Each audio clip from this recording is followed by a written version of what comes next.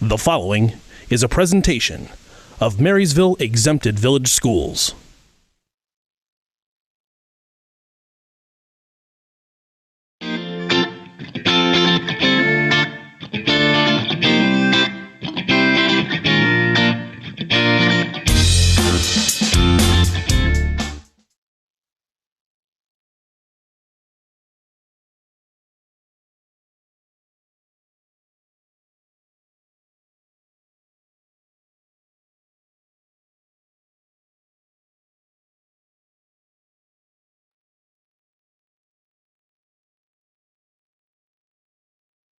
Of the Marysville Board of Education.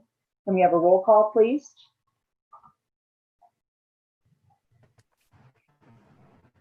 Sorry, I had to unmute there. Roll call. Mr. Lucas present, Ms. Savage. Here. Ms. Powers. Here. Mr. Smith. Here. Ms. Devine. Here. Thank you. And now if you all stand and join me in the Pledge of Allegiance. We should have a flag coming up here momentarily.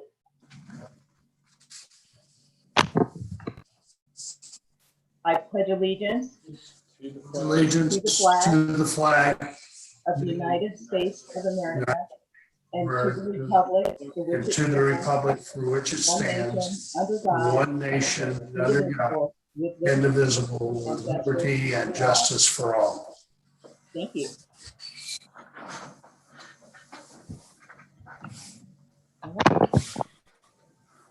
First on our agenda this evening, I would accept a motion to approve our agenda. So moved. Motion by Ms. Savage. We'll give you the second, Mr. Smith. Roll call. Ms. Savage. Yes. Mr. Smith. Yes. Mr. Luke. Yes. Ms. Powers. Yes. Ms. Devine. Yes, motion carries. Next on the agenda, we have a presentation about our the first year of our alternative pre-kindergarten program.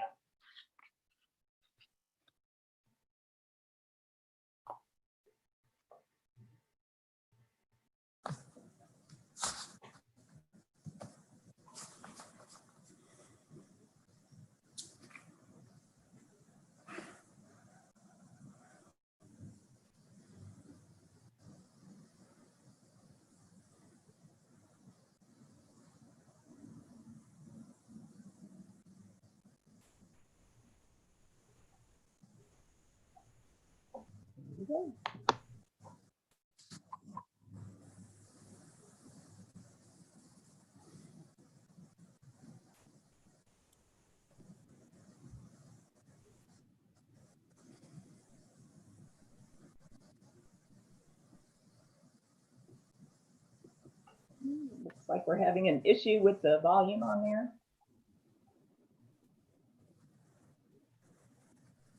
Turn on real close. Live in person, socially distanced with Sherry Bowserman, who was our classroom teacher in our first year of the alternative kindergarten program this year. So rather than do a screencast, we thought that we would let the board eavesdrop in on a conversation talking about the first year of the program so everybody can get an update on it. So, Sherry, it's good to see you. Yes. It's good to be around people. Yes, we've talked throughout the course of the school year, and then it came to an abrupt interruption about the successes of the program. So I know that it was successful, but in your eyes, what were some of the highlights of the school year in the All-K program? For me, it was seeing not just the academic growth, but that social emotional growth that they all showed. But academically, for a half-day program, I was amazed, especially a program that ended abruptly, that I had kids that came in with a goal. Our district goal was be able to write your name, recognize your letters in your name, and a few others. But exiting the year, the average student knew 20 letters, 21 sounds. So to me, that was amazing that they could do that. Social emotional growth was amazing, that they'd come in, they couldn't share, they didn't know how to share, they didn't know how to ask. and they learned how to do that. Yeah. And so they're really ready to transition into a full-day kindergarten program, and they'll be very confident. That's great. So let's talk a little bit about the academics. So we talked about priorities that we were going to have headed in, and we really streamlined it. We did. We cut some things out and really focused more on the language arts piece. We had a lot of math goals, and I found that the kids coming in were really successful at those math goals that we had set. And so we changed the math goals a little bit, but really put a bigger focus on the language arts piece and pushing them forward on that and spending more of my time on helping them to learn to love to read and love school. I like that. Yeah. Yeah. So learn to love to read. Absolutely. Phonemic awareness, letter names, letter sounds. Mission accomplished there? Yes. So what was the data that you shared? I think we had 34 total kids, We right? had 34 total kids. And- All of the kids that I gave the past to before remotely passed with flying colors. I had one student that came in at what we call level D that went clear to K1, which is, I don't know what K1 is, but it's 3rd or 4th grade, right? Well, it's at that advanced phoneme level. Yeah. Yeah. So, And she's reading now, which is an amazing feat for a half-day program. yeah. So we're talking a little educational ease here. So the passes are phonological awareness screening test.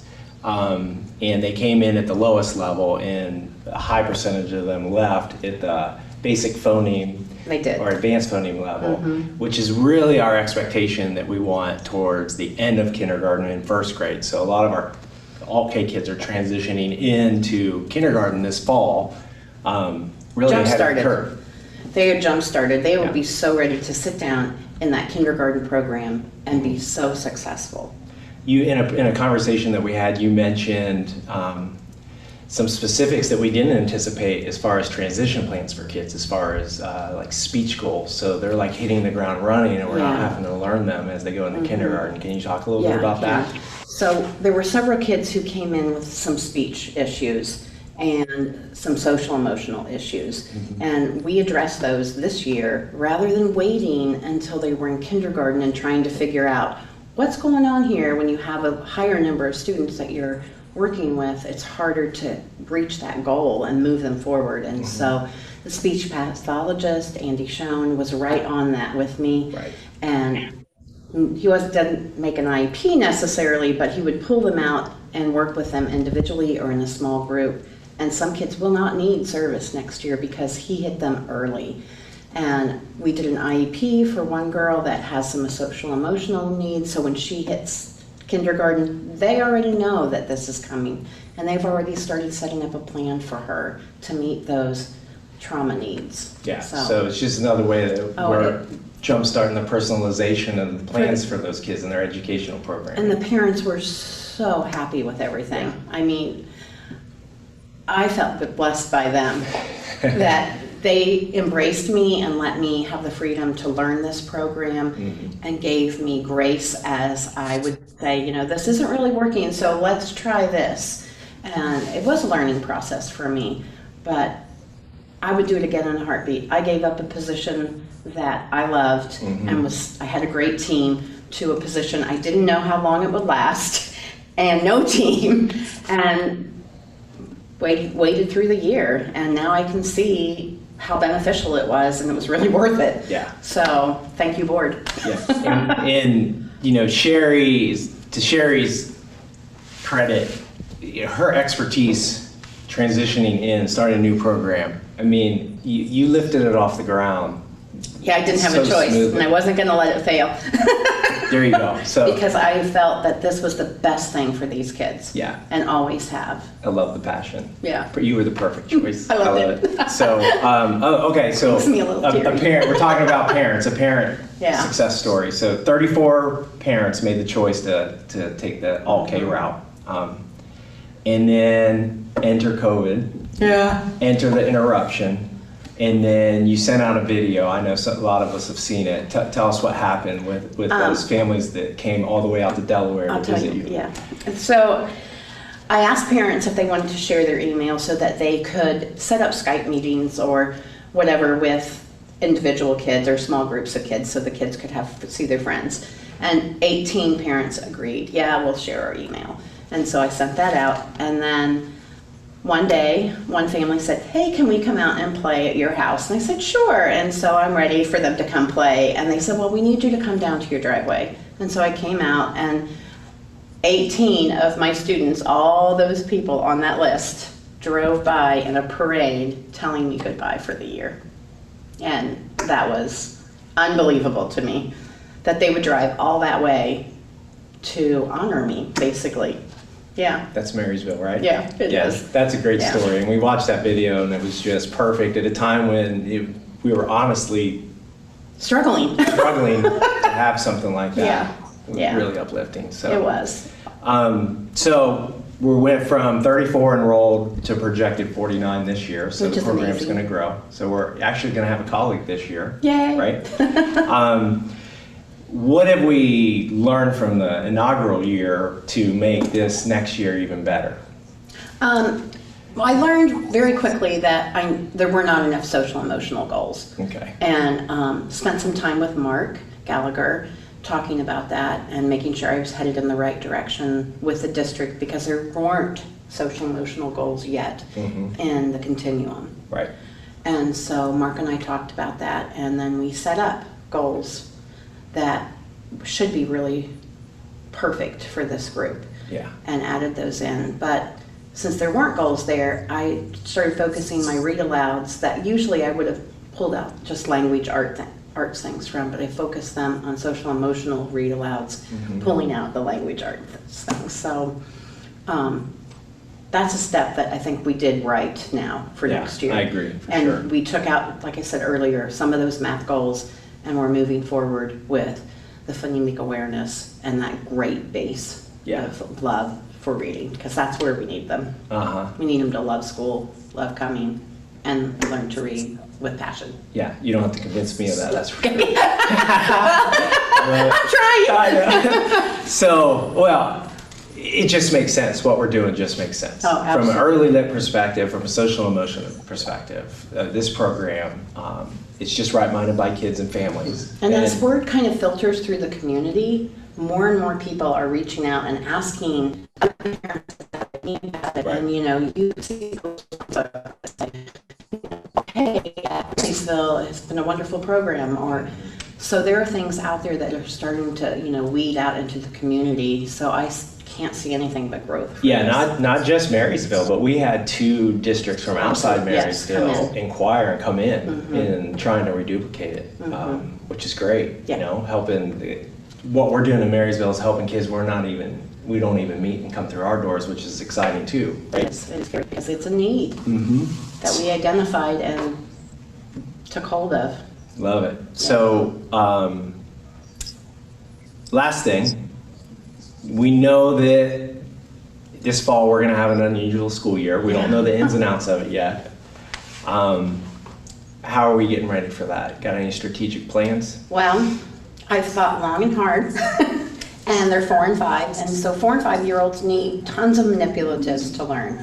So I've already purchased like these mesh Ziploc bags that can be sanitized easily by just spraying. I'm gathering manipulatives, so lots of ABC sorting, name sorting, just to get them going at the beginning of the year, so they'll have something to take home with them Perfect. besides looking at a screen.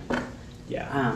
In the short period last year, I did send home things twice, Right. but it was hard to, get in the building and pull things. And so this summer I've just been trying to collect and organize some activities for them to do at home that are hands-on. Right. So we can heighten the instruction through the parents a little bit and really support our families to do some of that Make it a early little lit. easier for Yeah. parents, and kids can play with those manipulatives and, yeah. In the beauty of where the kids are developmentally from a language arts perspective and a literacy perspective is some of those things are easy to do. So we know that we can teach others to do it. So Correct. TA is Yeah. so important, but it's not rocket science. You just need to Correct. know why you're doing it, right? Yes. And the letter names and letter sounds, we have specific strategies on that. But you're right, the screen is one way, but nothing beats that multisensory approach. So I'm glad that Yeah. you had the foresight to start collecting that stuff so we can get it home. So, Covered the parade, which was the best thing. Anything else that you want to add moving forward before we wrap it I know up? I thanked the board earlier in the year for this program. I just want to say thank you for taking the initiative, running with it, and trusting me to try really hard to do my best for what these little kids need. And just thank you. Yeah, I would echo the same thing. The support of our school board and our community to do what's best for our kids is unrivaled. I agree. And you have done such a remarkable job this first year. I'm really looking forward to where it goes moving forward. It's just one of many exciting things that are taking place in our district. Thank you for taking the time. Thank you. So that was an amazing presentation. And I don't know if Sherry or Steve are watching right now, but I hope they'll watch it at some point because I know Sherry has thanked us several times, but I'm sure I'm with the rest of us that we couldn't be more appreciative of everything she did. I just love it talk about innovative, collaborative, and inspirational. They just hit all three of those. Knocked it out of the park. Did anybody have any questions of the presentation or any other comments? I just wanted to comment that I really love the fact that she used the read aloud time for SEL, kind of bringing that social emotional learning right into the read alouds. I thought that was a great activity. Yeah. She's really just doing everything that we want our students to do, which is, you learn things, kind of review them and revise and, look for ways to improve. So it's just great work. Okay, next. One thing, there's a delay because I'm on a satellite, but I just wanted to say, I hope that we can address the connection with parents. There were 18 parents that we were able to make and maintain good connection with. And I know coming into this year, there's the likelihood of some disruptions and so forth. So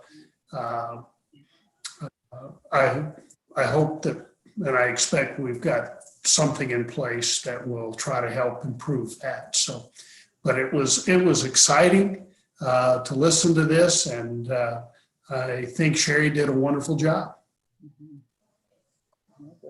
All right.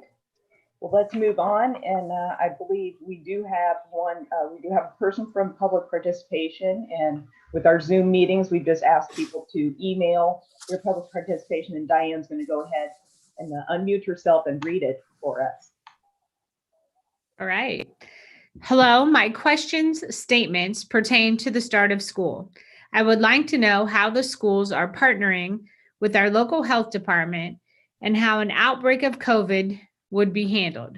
Specifically, do we have enough tests in our county to test teachers, staff, and students?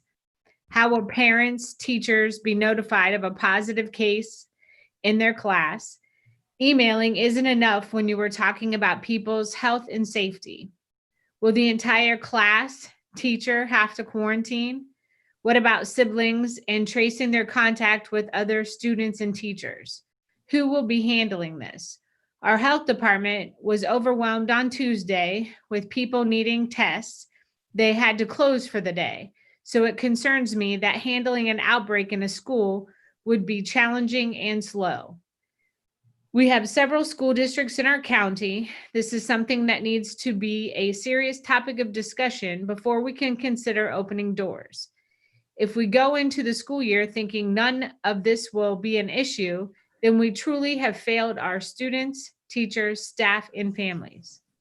So I hope our Board of Education has or is working on this plan and will communicate the answers, assuming it will be required. Will masks be provided to our students, staff? What if students disobey the mask requirement and refuse to comply? What is the disciplinary action, if any? I know you will not have any answers to my questions right now, but I appreciate your time And I hope that you take what I have said and consider looking into my concerns and questions. Thank you, Renee Denniston.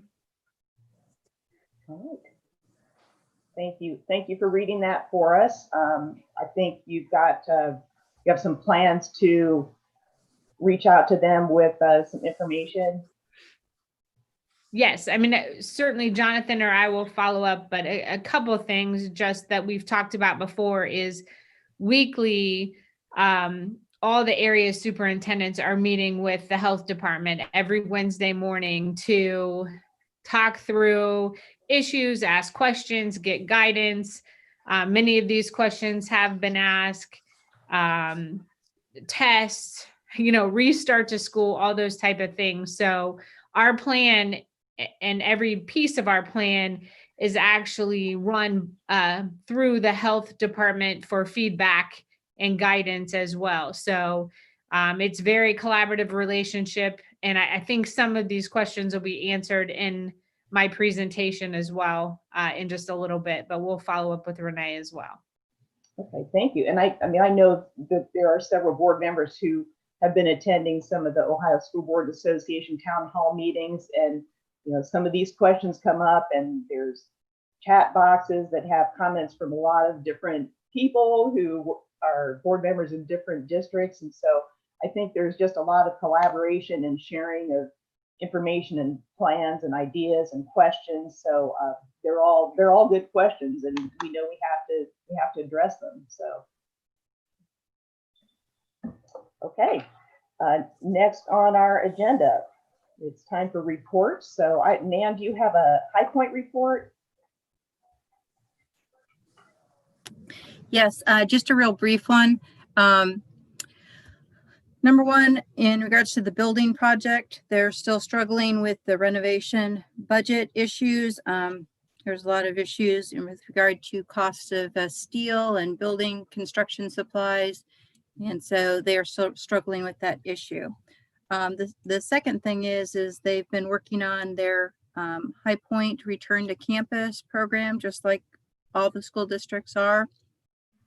They have a unique challenge to deal with in regards to many of the programs that they have a hours requirement in order to get the certification that the students are studying for while they're at High Point. So their plan as issued right now and communicated just today, they will have juniors attend 2 days a week, seniors attend 2 days a week, and every other Friday, the juniors and seniors will rotate. And they've also created a off-site online plan in the event of an outbreak of COVID-19. So I'm sure it has to be very, very complicated dealing with 13 different school districts and transporting students from all those type of districts. So I'm sure it's going to be a continuous work activity, but that's their plan for right now. All Marysville students that have High Point instructors here in Marysville, they will just use the Marysville plan that as established.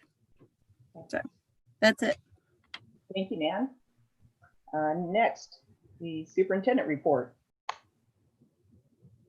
All right, so I am going to give you a couple updates, and then we'll queue up a presentation for our back to school plan. I just wanted to kick off and say this week I had the opportunity to be in a conference call with Lieutenant Governor Houston to talk about access and equity of internet across the state of Ohio. And I can tell you that I feel a real sense of urgency and commitment on behalf of the state to support school districts in different ways by possibly, maybe some grant opportunities, large quantity buying opportunities for hotspots and different things like that. So that's going to be a continued work group, but I was very excited to hear their enthusiasm and interest in helping schools. So I thought that was a very positive conversation. I wanted to remind you that over the past couple weeks, obviously, we've been working with a lot of people. A lot of parents have reached out by email, honestly, in show of support and appreciation of the time and thought that we're putting into our plan, and offer suggestions and input into things that they would like to see considered. We've also worked with our task force and medical advisory group in order to build the plan that we're going to share with you currently. We're going to try this in a little new way. Billy is going to pull the presentation up and run it, so we'll try to be coordinated the best we can. So Billy, you can go ahead and there you go.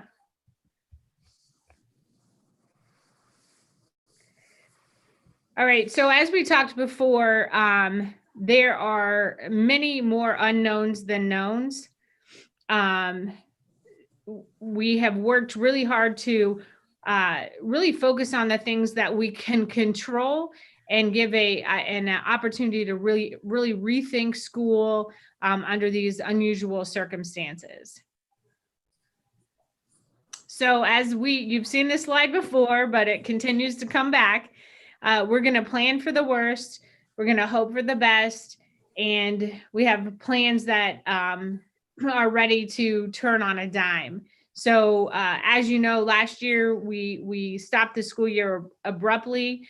I do believe that it would be fair to say that we're pretty convinced that someone will get COVID this year, whether that be a student, staff member. I hope not, but I think that even given the information that came out today, that it's going to happen. So our plans have to be adaptable and flexible as we move into August. Everyone keeps saying the fall, and Ms. Savage and I talked today. It's really just a few weeks away for us. So,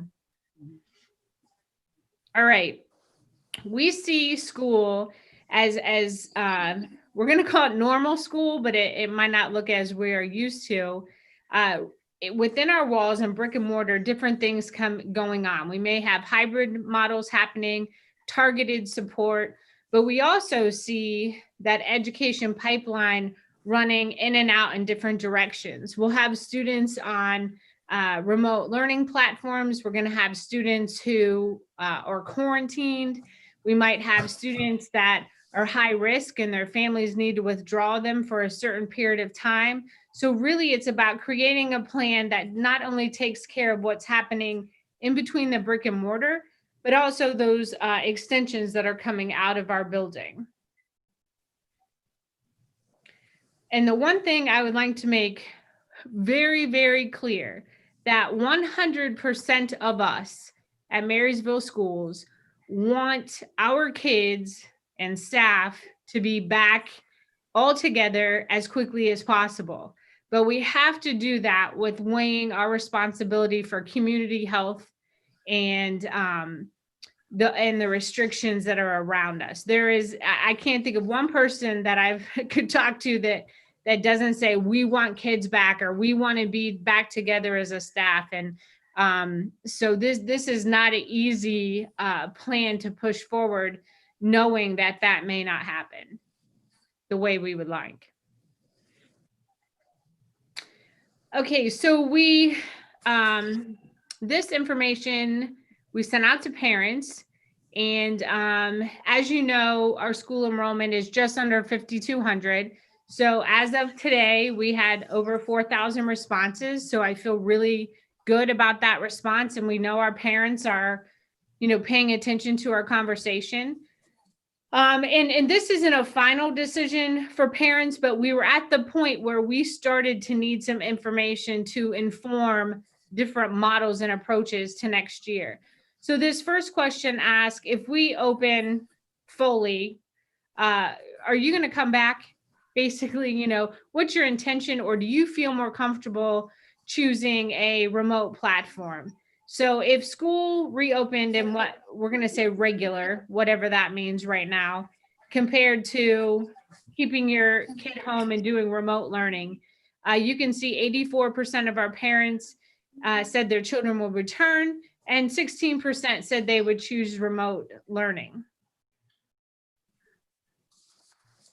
We also said if we do a hybrid, some mix of 2 days in school, 3 days out, so a blend of in-person instruction and remote, does that change your mind at all?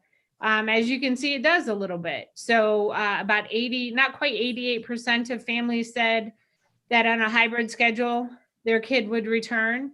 And about 12% are still going to stay on that remote platform. The next question really was, how does the idea or concept of mask change your mind? We've received several emails and feedback about students wearing masks. And so you can see 82% still believe their child will return even if there's a mask policy that will require masks to be worn.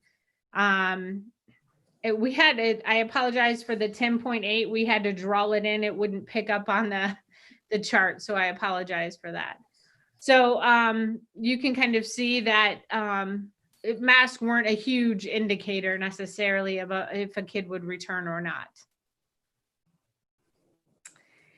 And as you know, I think I've talked to the board on more than one occasion about my concern with transportation and some of the limits and condensed spaces and challenges we see with transportation. And so we basically ask if you had the opportunity, even can you partner with us and help us out? Could you bring your kid to school? Really, we are pretty pleased with 45% almost said that they could provide their own transportation, which is a real game changer for us. We're allowed 2 students in a seat as long as they have masks on now. So this will really help our ability to transport kids back and forth to partnering with our parents. So we are very pleased with that. So for the start of the school year, as you know, Monday night at the special meeting, you approved a memo of understanding with the union to push back the student first day to August 24th. And we'd focus the entire week on staff with remote learning, new policies and procedures. And really, we see this as teaching staff as well as bus drivers. We're all going to have a new portion to our job that we need to learn. So that will be, that's more of a reminder to you. Okay. And then I want to kind of capture the process one more time. We've had ongoing meetings with medical advisory team where we've been able to share protocols or actually best practices. They've shared kind of screening checks that take place in their office that we're going to be able to replicate in school. So that's been a pretty powerful partnership as well. We've had a superintendent task force that's made up of teachers, support staff, parents, administrators, and really we looked at multiple designs of plans, and then they had the opportunity to offer feedback. We also kind of took what we liked out of certain plans, like the best of different plans, and put them together to really get at our last plan. In addition, as I mentioned before, every week, the other superintendents in Union County and I, and surrounding counties, we've now added Tolles and Jonathan Alder to those meetings to share what we're doing and bounce ideas off one another. So in our plan, we had some guiding principles. We wanted to make sure we were paying attention to health considerations locally as well as on a larger scale. We also wanted to make sure we were accounting for our own reality here in our community in Marysville, and the making sure we were paying attention to our community spread. I think, as most of you know, Union County moved to a level red today. So how can we consider that in our decision making and use multiple measures within our buildings to help limit that spread. Also, stakeholder input was very important. We've done several parent surveys, a staff survey, and the input from committees. We wanted to maintain our focus on personalized learning, not only for academics, but our social emotional needs of students, and also the issue of equity and access across our families. And as well, we want to remain fiscally responsible. As we know, we just received this week a very large sum of money in CARES money. So how do we best use that money to support students and staff as we re-enter in these uncertain times? So we are calling these instructional models. There's a continuum, as you can see, and you've seen this slide before. The only difference, quite honestly, is we've changed the name of if a parent is choosing from day one to go remote only, we are changing that to virtual academy. And there became, the reason was the feedback from the advisory group was, when you call them both remote learning, we think it's the same experience. And we didn't ever intend it to be the same experience. And I'll explain that as we move through the slides. So level 1 is kind of the least restrictive, moving up to level 4, which would be a full remote for everyone in the district. And the next couple slides break that down for you. All right. Every day for all students would be model 1. And let me start by saying, if all 5,000 of our students showed up, we would not be able to implement this model. We cannot implement the 6-foot social distancing requirements if every single kid were to show up. That is why we started to ask parents, where are you? What are you thinking? So we can put square footage in each classroom and figure out how many students can be in each spot. So in this model, we would be asking parents to do health assessments at home, and we have a form for that prepared. All kids would wear face masks. We'd implement 6-foot social distancing. We really want to emphasize those healthy habits of hand washing and sanitizing. There'd be diversified lunchroom and lunch schedules. We would focus on grab and go breakfasts and things of that nature, so kids aren't congregating. We would not share supplies or computers. We would also restrict visitors to outside of school hours. So no visitors or volunteers during the school day. On the support side, we would meet our protocols for cleaning. We also know that we would have 2 students per seat on the bus. There would be no field trips, no large before, after, or during school events. So for example, COSI on wheels or PEP assemblies at this time, we would not be congregating for those. We would be able to offer SAC before and after school care. And as I mentioned before, the challenge really is on this model is maintaining the 6-foot distance. You may have seen some school districts implement a 3-foot distance policy. What I can say is the recommendation from our insurance is to follow what the guidelines we were given from the state were in order to start school, and that was a 6-foot distance, not 3 feet. So I know that was a question some people had. This instructional level could apply to a district response or a building response. So, you know, it could be a decision we make that some buildings are operating in this mode while others may be on a remote platform. So it will be dependent on what's happening within the buildings. On this model, we'll be tracking attendance through in-person format, kind of a traditional attendance. Instructional model number 2 is a hybrid model that would be about 50% in the building at a time. And it would be a rotation of similar to what High Point talked about, an AABB schedule. The difference would be on Wednesdays, there would not be school. So a cohort of students would attend on a day, like Monday, Tuesday would be A days, and another cohort would come Thursday, Friday. When you were not in school, you would be operating on a remote platform, kind of a blended model with some support and lessons through Schoology and Unified Classroom. The C student is a student is defined by Ohio Department of Education in Marysville as some of our most at-risk population. They refer to them as vulnerable students.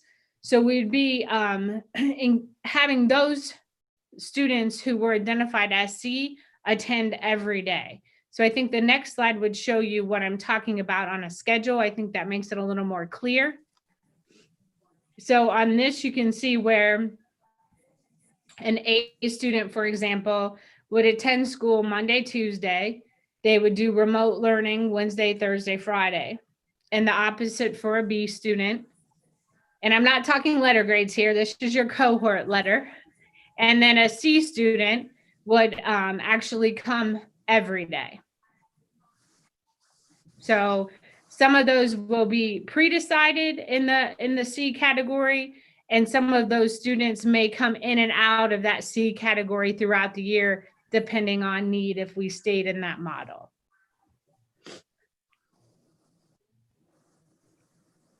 All right, so pretty much the parameters for this hybrid schedule are the same as the first, and the restrictions. At this level, we would perceive it only to be a district option, primarily because of busing. It would make it difficult if not everyone was on the hybrid schedule. And attendance would be tracked, through in-person and remote learning formats.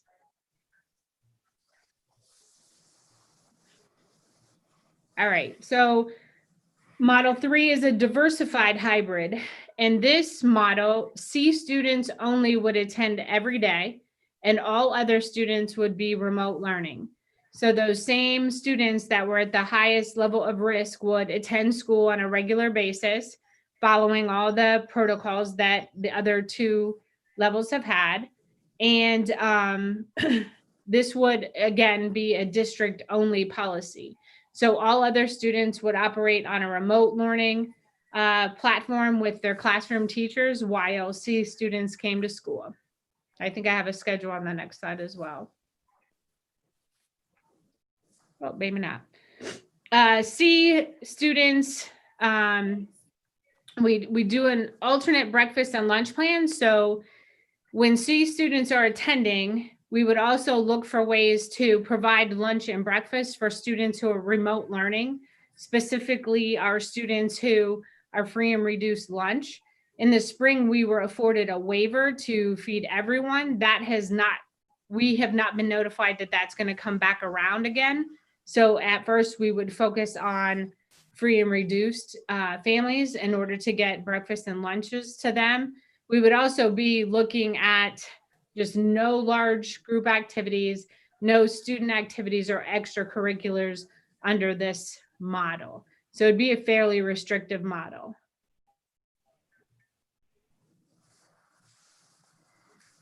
Model 4 would be remote learning for all.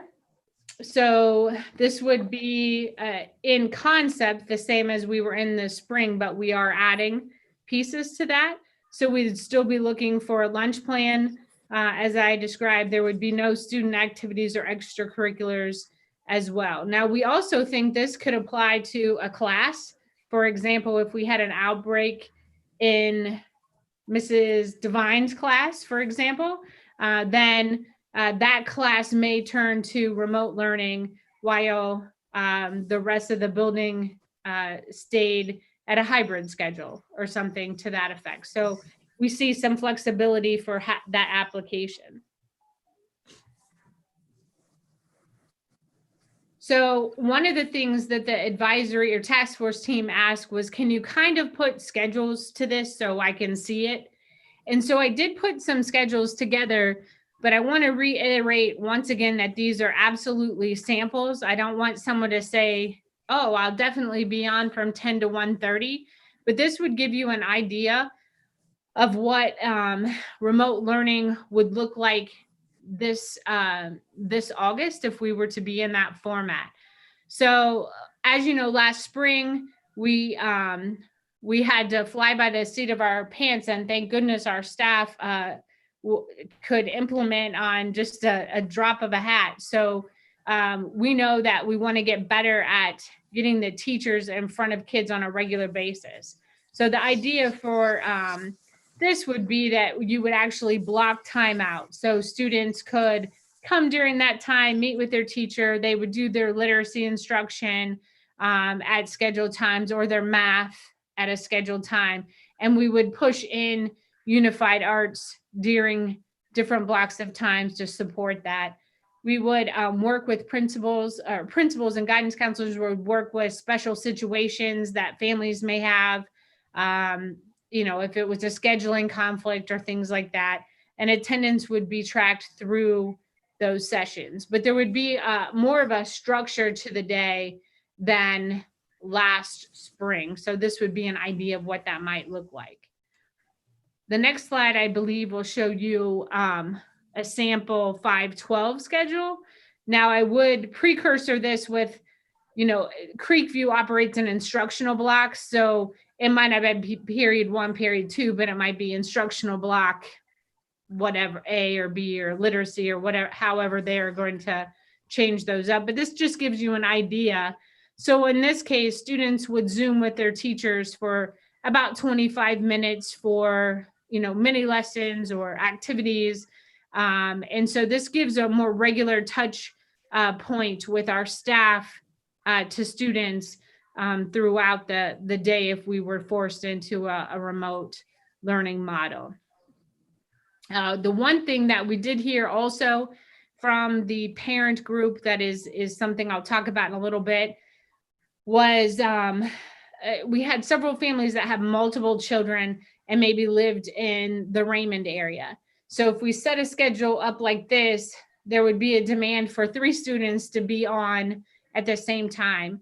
And quite simply, their bandwidth could not support that. So we are working on some options for that with families. But in general, that would give you an idea of our expectations. We would have teachers be available before and after these hours for support for students within their workday, so that we could create multiple, opportunities and touch points. So the virtual academy option is really a family choice. So if your family has decided that you do not feel comfortable, we fully understand that and support choice. So we want to help support that and be your choice virtually. So we are asking that if you choose that for a 7th grader through a 12th grader, that would be by semester. Instead of having a volume of kids kind of ebbing and flowing out of classrooms that we feel will be pretty difficult on students and staff, and that at K6 we stick to a trimester. We'll make sure that those courses are aligned to the content standards of classroom instruction. Our ultimate goal is to have those classes built and moderated by our own staff through Schoology Unified Classroom. However, if the numbers are such that we can't make that work, we have explored a couple third-party vendors that we could engage with as well. So, but our goal is to have our teachers have told us before they prefer to build their own content. So we're working on those pieces now. But I think it's important to know that elementary, intermediate school age students, probably middle school students too, this choice will require more adult support as opposed to if our district went remote. This is a more independent, self-paced option with a little less structure, more flexible work time for students. So you wouldn't necessarily have to engage the student during the day. They could do it in the evening when their parents are home, or those kind of options. We'll track attendance through online format here on this option as well. So the next slide, I believe as well, they asked for a schedule.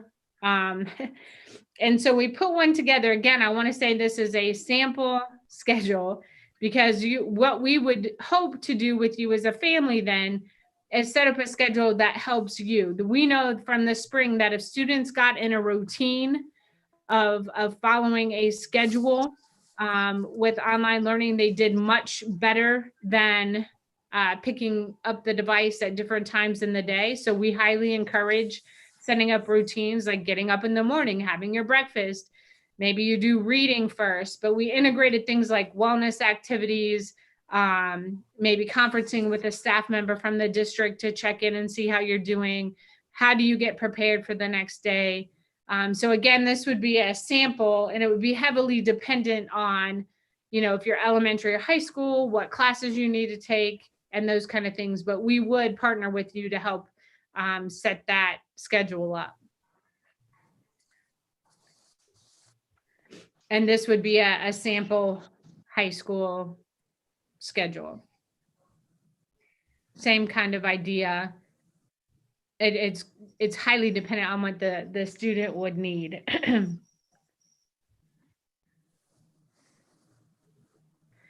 So to kind of show you what the different models would look like, I think we're a little off in this graphic, honestly.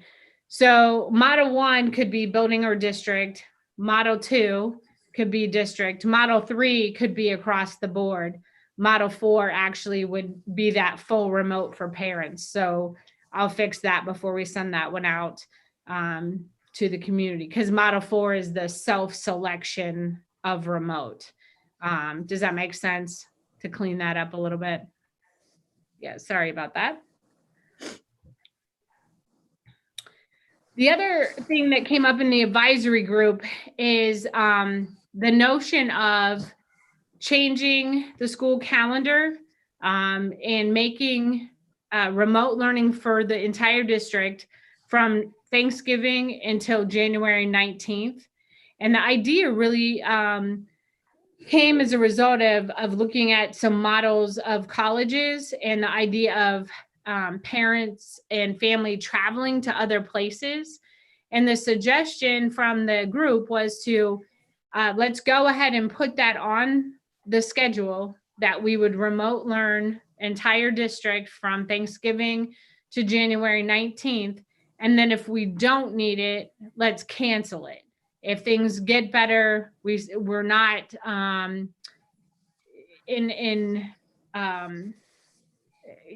maybe we haven't been in remote. The one question was, well, if a building had been in remote a lot during the year, could they stay in school?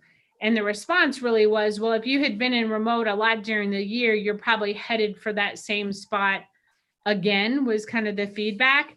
So the idea of the committee was to go ahead and let's put that on the school calendar, where we'd move to a remote platform to allow parents, who travel out of state and to other places. And then it embeds a 14-day post-holiday quarantine as well. So that would put us at that level 4 remote learning for everyone. All right, decision-making framework. So I think if you've looked at other school districts' platform, they have heavily aligned themselves to a level 1 public emergency will absolutely mean we're level 1 in our plan. And that is not the intent of our plan. There are 4 levels in our plan, obviously. However, our intent is to use that to inform our thinking when that decision is made. But we also think that those levels could change and vary pretty rapidly. So we wouldn't want to be in hybrid one week, remote the next week, maybe remote again, and then back in hybrid because we're switching out of those levels. We don't think that's in the right mind of students and learning. So we would use multiple measures in order to make the final decision, not just the color coding system. So I want to caution people not to just make a direct connect between those two things. A perfect example would be for the past 2 weeks, we've been in yellow. This week we went into red, and maybe we would go back into, or orange, I'm sorry. Maybe we could go back to orange if we did the right things. I'm not sure, but we wouldn't want to keep jumping back between different models.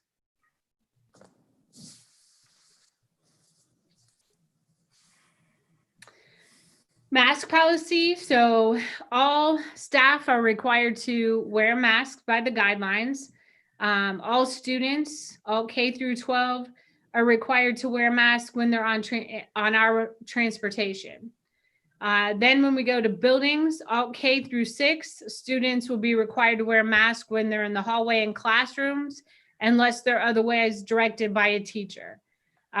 Teachers may afford at that level students mask breaks, but they're going to be under certain criteria. The district is currently looking at purchasing some different tools that would allow for more frequent mask breaks, such as dividers at round tables that are clear, but we do not have those in our possession yet. So that would be an example of a mask break. Students 7-12, while they're in the buildings, would be expected to have masks on at all times. We do understand that there will be some issues with students wearing masks.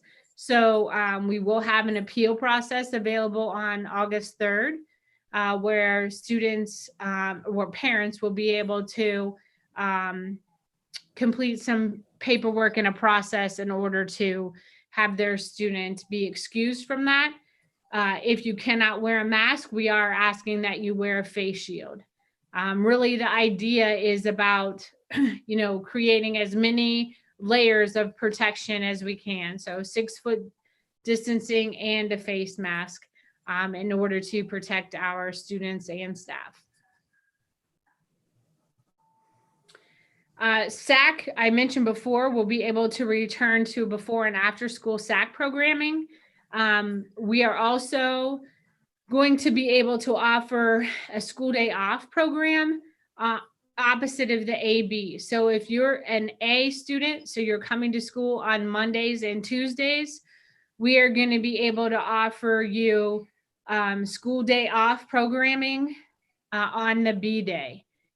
Vice versa, if you're a B student, we'll offer that on the A days for you.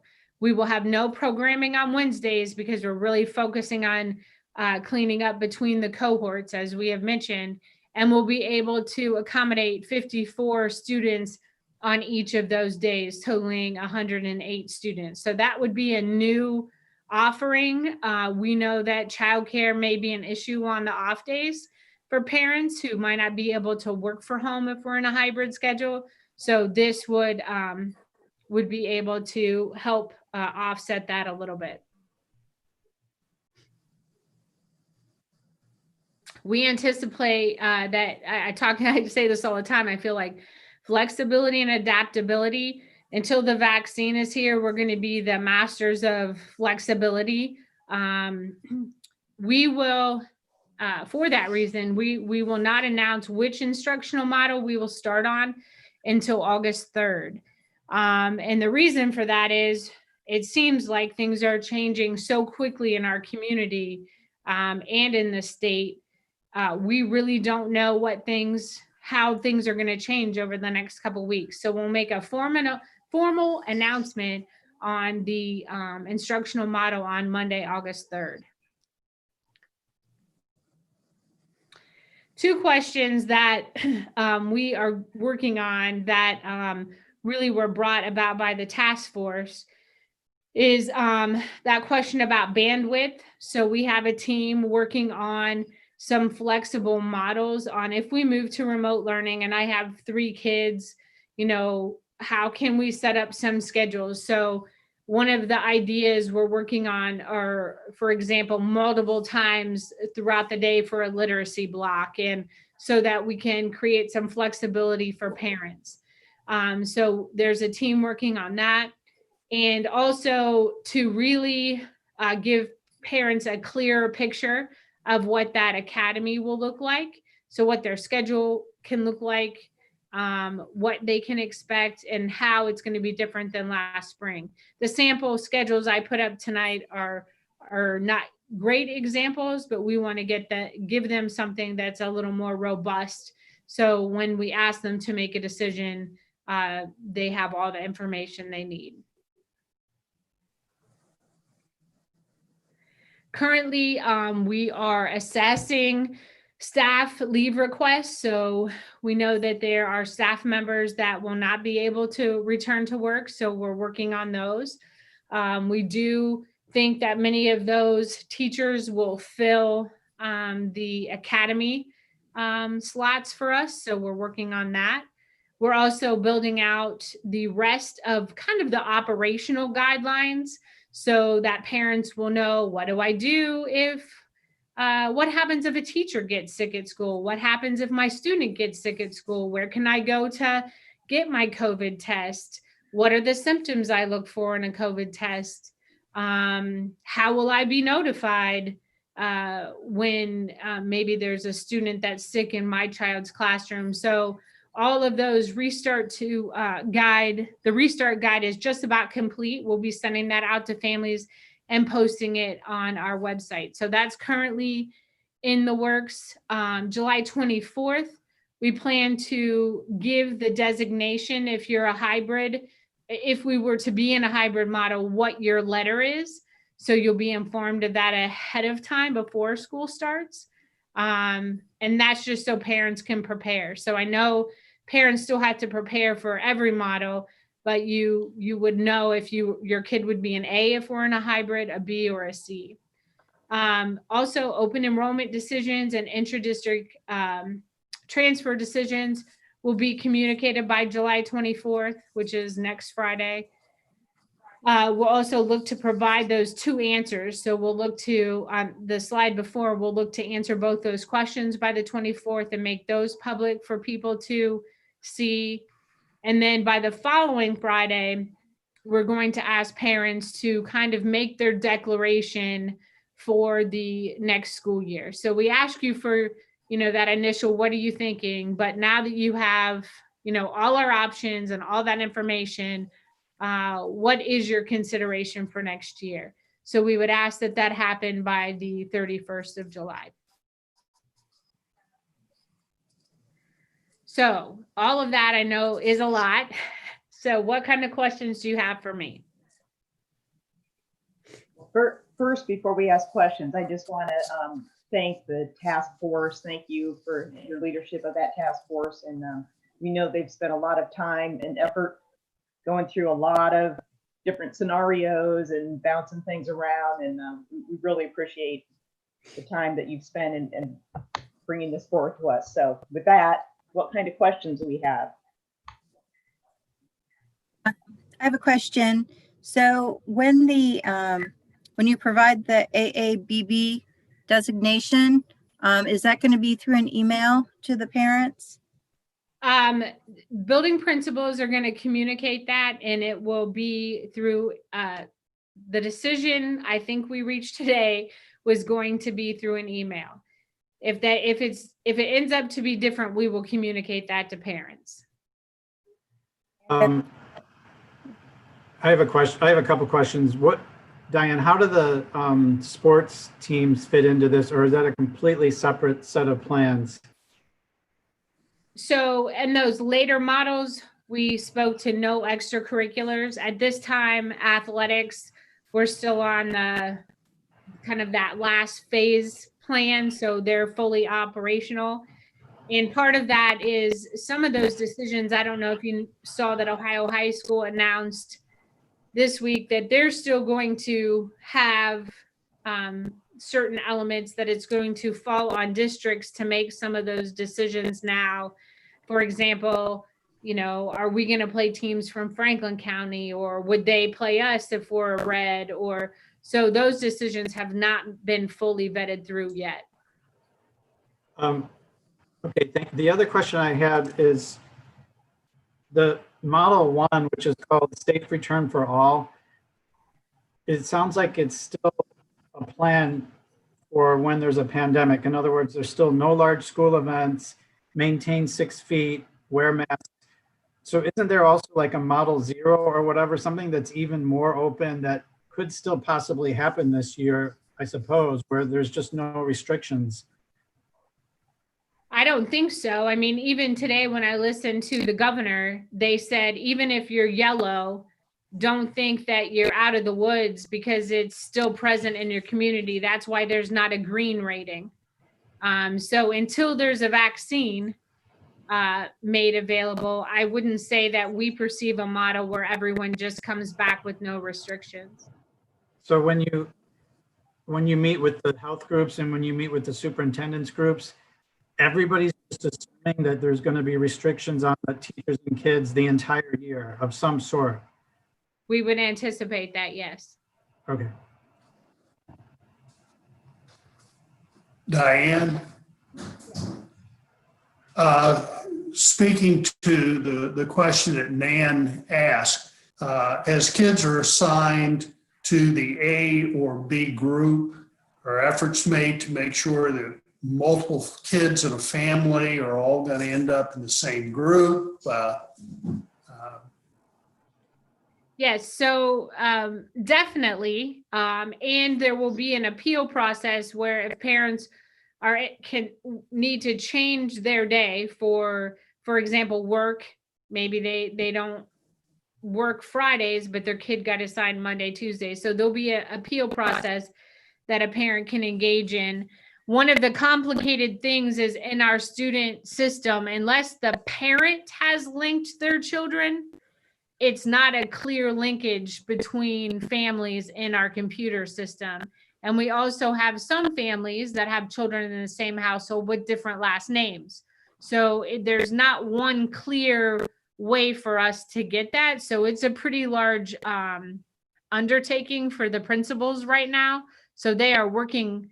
We attempted to do a straight alpha split, like let's say district wide, it's A through K, and then, but that split didn't land in the same place in every building. So we are working on those currently in order to make sure that we can capture kids that are of the same family or the same household. Guaranteed, we will not capture every single kid. That's why, we'll need parents to respond through the appeal process and talk to principals to work out those kinks. But principals, we're going to make it work so that happens. That was very clear today. They're very committed to making whatever we need to work for families. Thank you. Sure. Diane, this is Nan again. Is there someone leading the vision for the family choice plan? Just by the quick survey of numbers, we're talking, anywhere between, probably 10 to 20% of the population choosing that. Is there someone that is answering questions about what that's going to look like specifically? Yes, right now, Ashley Thompson and Chris Campo are meeting with some teachers and principals to get that up and going. One of the things that we needed, Mrs. Savage, really was the understanding of our staff returning. And, that survey went out, or that questionnaire went out last week. So that we will have a clear vision next Friday that we will be distributing to families for that, and then heading that up. I just had a kind of a question about the fact that there's not going to be any visitors or volunteers allowed in the buildings. So obviously, you know, any of us that have gone to visit buildings, or even like with the Good Apple Awards, we know how vitally important all those volunteers are in our buildings. So what kinds of ways are you looking at to help out our staff? Yeah, so remember, first of all, we're saying during the school day. So we could have volunteers come in before or after school. But really, from a safety and health perspective, we feel like that's where we need to be to start the school year for sure. So one of the challenges with principals is kind of re-looking at their staff and looking at maybe an aid that was used in a different way when all kids were there to provide additional support to teachers. So I'm sure there will be some realignment of duties and responsibilities than we've had traditionally. Right.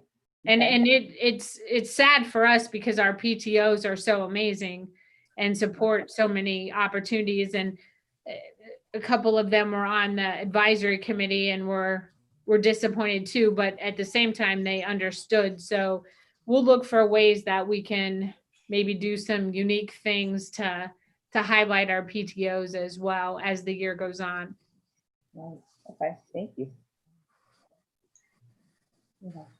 In regards to the SAC programs, so I understand that the before and after SAC program is at the school. Where will be the 54 students A and B programming? Where would those students be located? Our plan tentatively is to use MHS. There's some large spaces that can be sectioned off to meet the requirements. So Ryan and his team are working on that currently. Great. Thank you.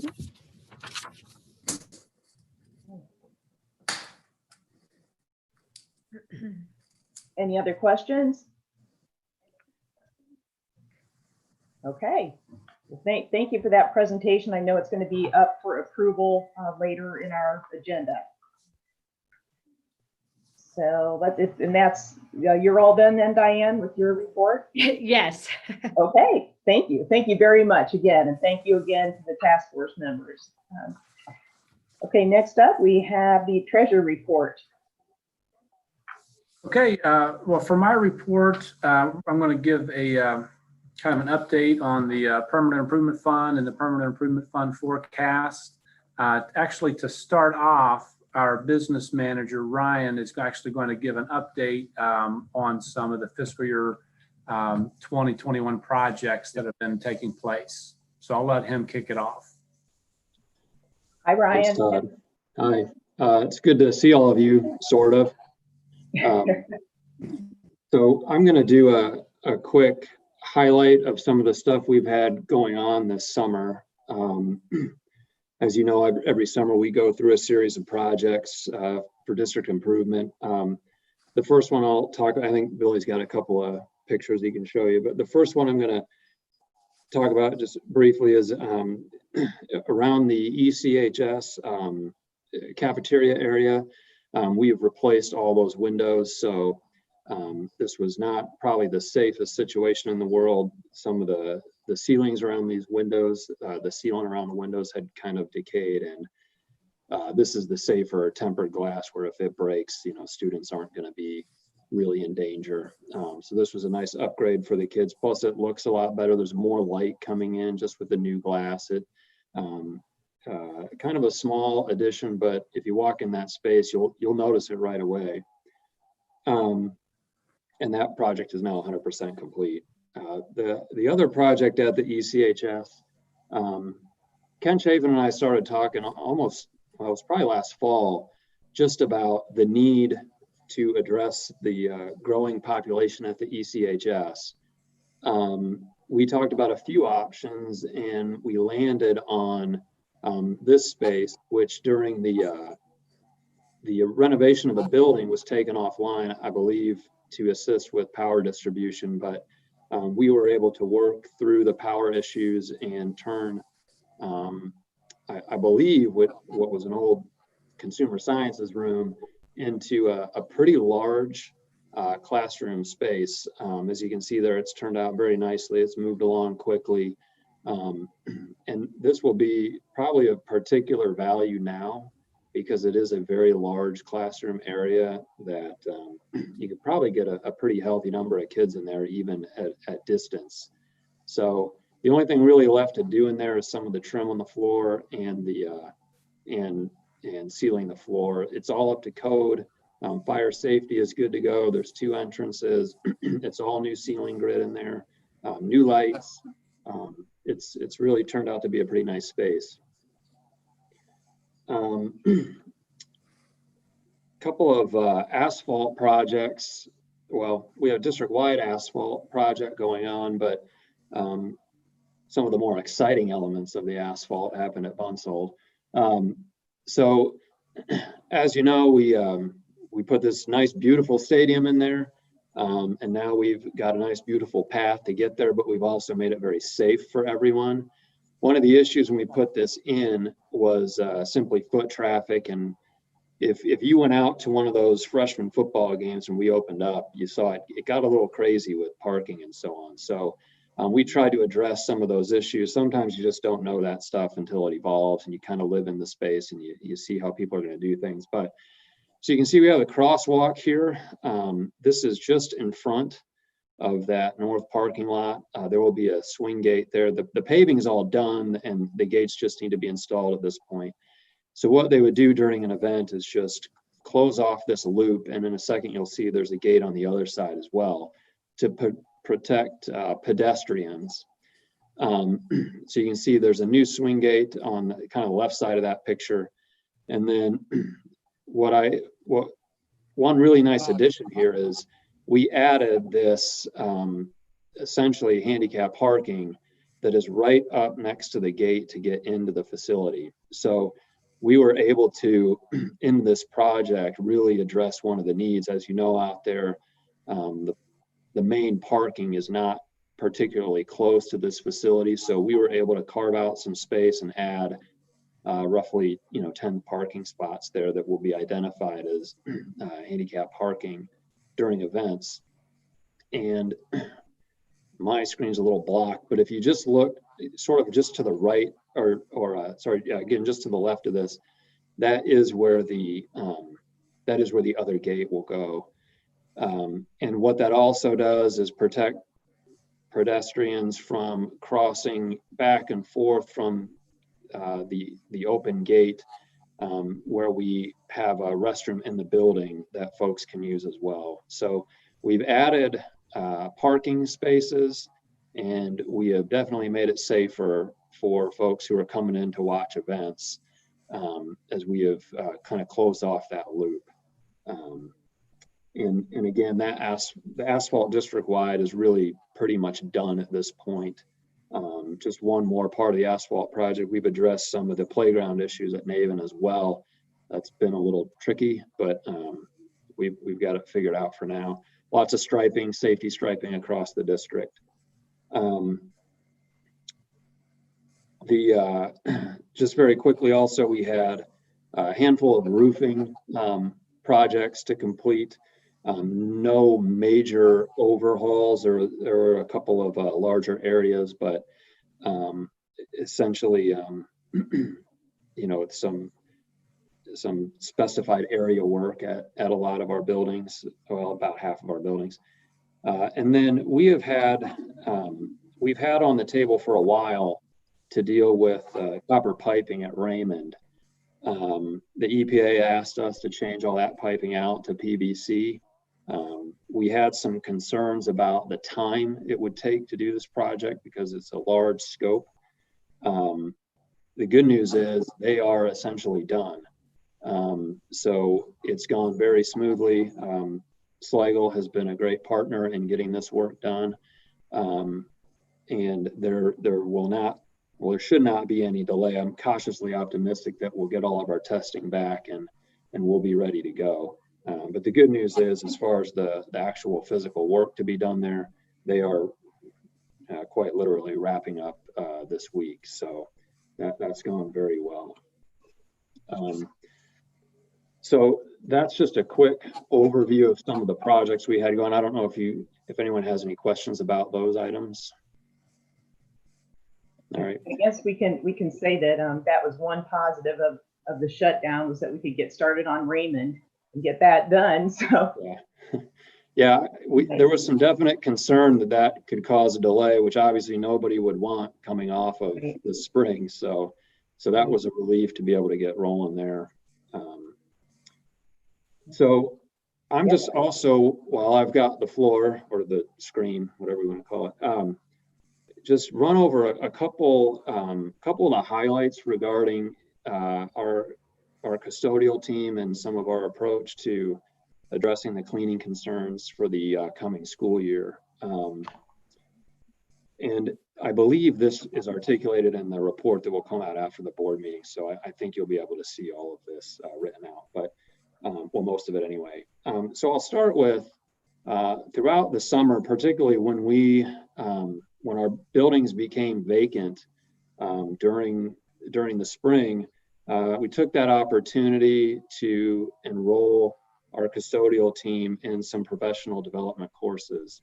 I'm not sure if they'd really done that before, but I will say it was very welcomed by the staff. They enjoyed the opportunity to get into some online learning, and up until really they're still going on. They've had 11 courses to enroll in.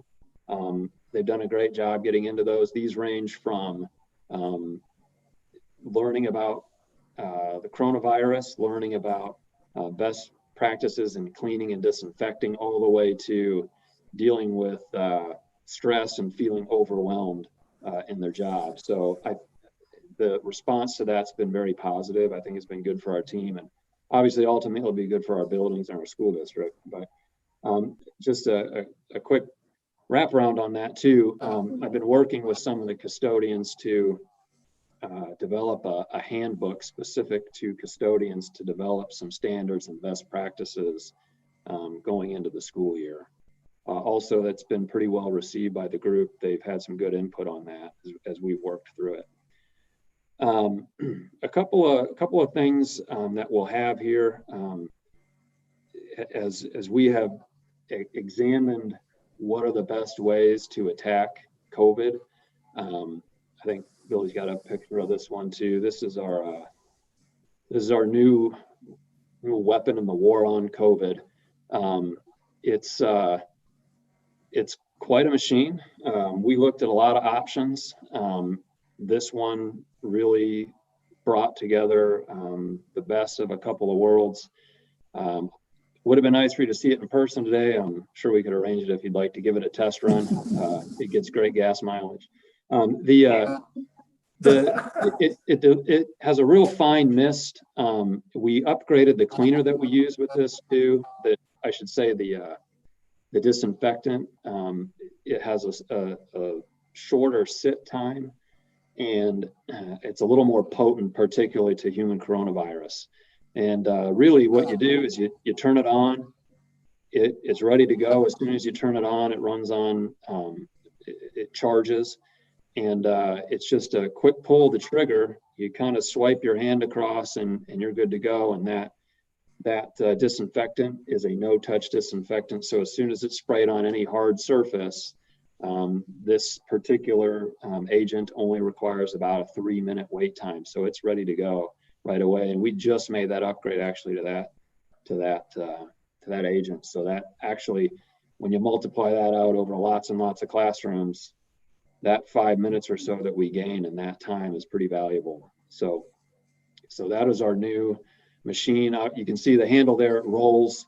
So the guys and the ladies who are working don't have to actually really carry anything, which was one of the advantages of that particular model. So, and it's economically sound as well, as it really is a fine mist. The agent will go quite a long way as we start using these. Now, we just got these and they're just being distributed. The training isn't a long training, but like anything, you just kind of got to get used to it and work it into your plan. So with that, obviously this becomes a big tool. We have another tool that we brought on, which is a microfiber Trident mop system so that we can address things like lunch tables without the typical sort of bucket and rag. We've got a little more sophisticated with that, and each building is going to be equipped with those. It's quicker, it's more effective, and they're one-time use. So you go through a table, you take the mop head off and you pick another one up. And this also helps us with separating some issues with peanut allergies and things like that, so that we're keeping the kids safer. So as I said, you'll probably see this plan in the report, but I'll just run through the bullet points quickly. We're obviously going to try to reduce the amount of things we have in classrooms that can be handed between students. Teachers and staff will certainly be a part of the plan to keep things clean and safe. We are in this together. It's going to take everyone, all hands on deck, to get at this efficiently. We do regularly circulate the air in our buildings. We have barometric measuring in our buildings. It's automated. It regulates the pressure in our building to keep air coming in and going out. So we're recirculating air. We can increase the amount of air we bring in. There's just always a balance to what the most efficient way to do it is, but we will monitor that as things get going. And we've always done that, but just to make a point of it, we do circulate the air out of the building and bring fresh air in. Bus drivers will play a part. Obviously, they will be wiping down their buses after each route. Tabletops and high touch areas will be cleaned throughout lunch periods. Obviously, with our Mister machine, the goal is to touch as many common areas and hard surfaces as we possibly can. We also have another machine specifically that we use with restrooms that we've had before, which is a disinfectant, no-touch cleaning agent as well. Obviously, we're hoping that students will learn valuable lessons during this time. With 4 kids of my own, I will welcome teachers asking them to clean up after themselves during a class. But again, we're all going to have kind of a teamwork approach to this. Obviously, we're going to address trash cans quickly and as frequently as possible. Ceiling tiles we will replace as quickly as needed. Classrooms will be disinfected by custodial teams each off day during the week and daily as schedules dictate. Scheduled gatherings and gymnasiums, which I don't think we're going to have much of after or in this school year, but we would obviously address those after every gathering with the disinfectant process.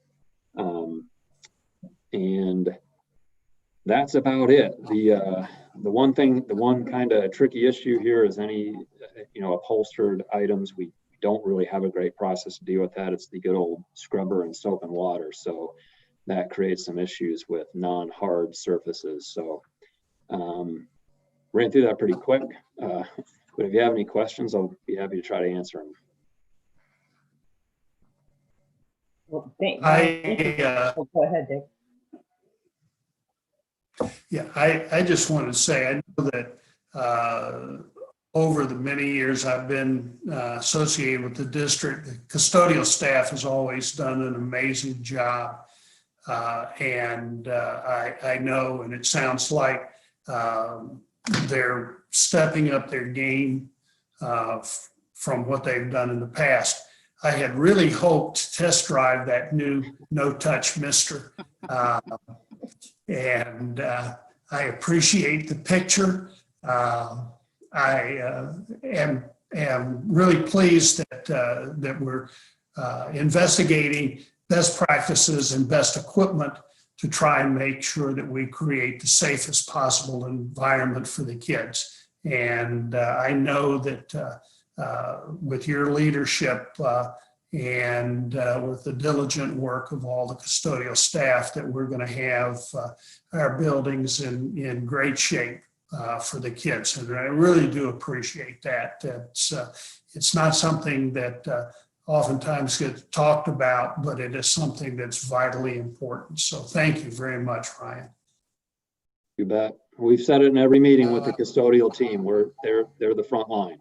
So, and they're buying in. They're ready to go. So our buildings will be ready. And do you have those for every building? The Mr. Yes, in fact, we have more than one for the larger buildings. And if the situation arose where we felt like we needed to add to that arsenal, we would be able to do that. Okay. Do you have any concerns about the carpet in some of the buildings? Well, we've talked about rugs probably needing to not use the rugs this year. The carpets, the guidance allows us to just vacuum carpets as usual. Hopefully teachers will use, I've seen a lot of those kind of plastic jiggle seats for the younger kids when they do sit on the floor. So hopefully they'll use that, but we will be cleaning the carpets as usual. It's just, some of the rugs might pose a little bit of a problem. So we might not be using those, but the carpets will be okay with regular cleaning according to the guidance. Great. Thank you so much, Ryan. I really appreciate you, setting up that professional development for your staff. Like you said, it sounds like they were really excited about that, and glad you had that opportunity. So appreciate your leadership, and we look forward to test driving that Mr. sometime soon. You can arrange it whenever you like. Okay, thank you. Yep. Okay, Ryan has done a great job of taking ownership on that student safety part. I didn't realize I'd be following high-def pictures and a custodial weapon, or I just would have went first. So I can now pull up my boring PowerPoint, please, Billy.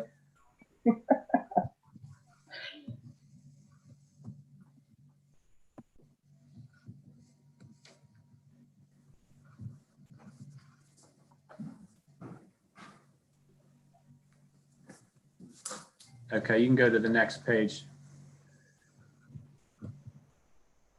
Okay, so I'm just going to do kind of a high-level look at the PI forecast. First, we're going to look at our fiscal year 20 actuals since June 30 was the end of fiscal year 20. Fiscal year 20 revenues came in at $5.77 million. This pie chart here kind of breaks out, categorizes the revenue. Our largest chunk there in the light green is real estate taxes, which is $3.6 million. Are you getting the black line that I'm? Yeah, I was just going to say, I don't know. I know Billy was having some issues with doing full screen or something.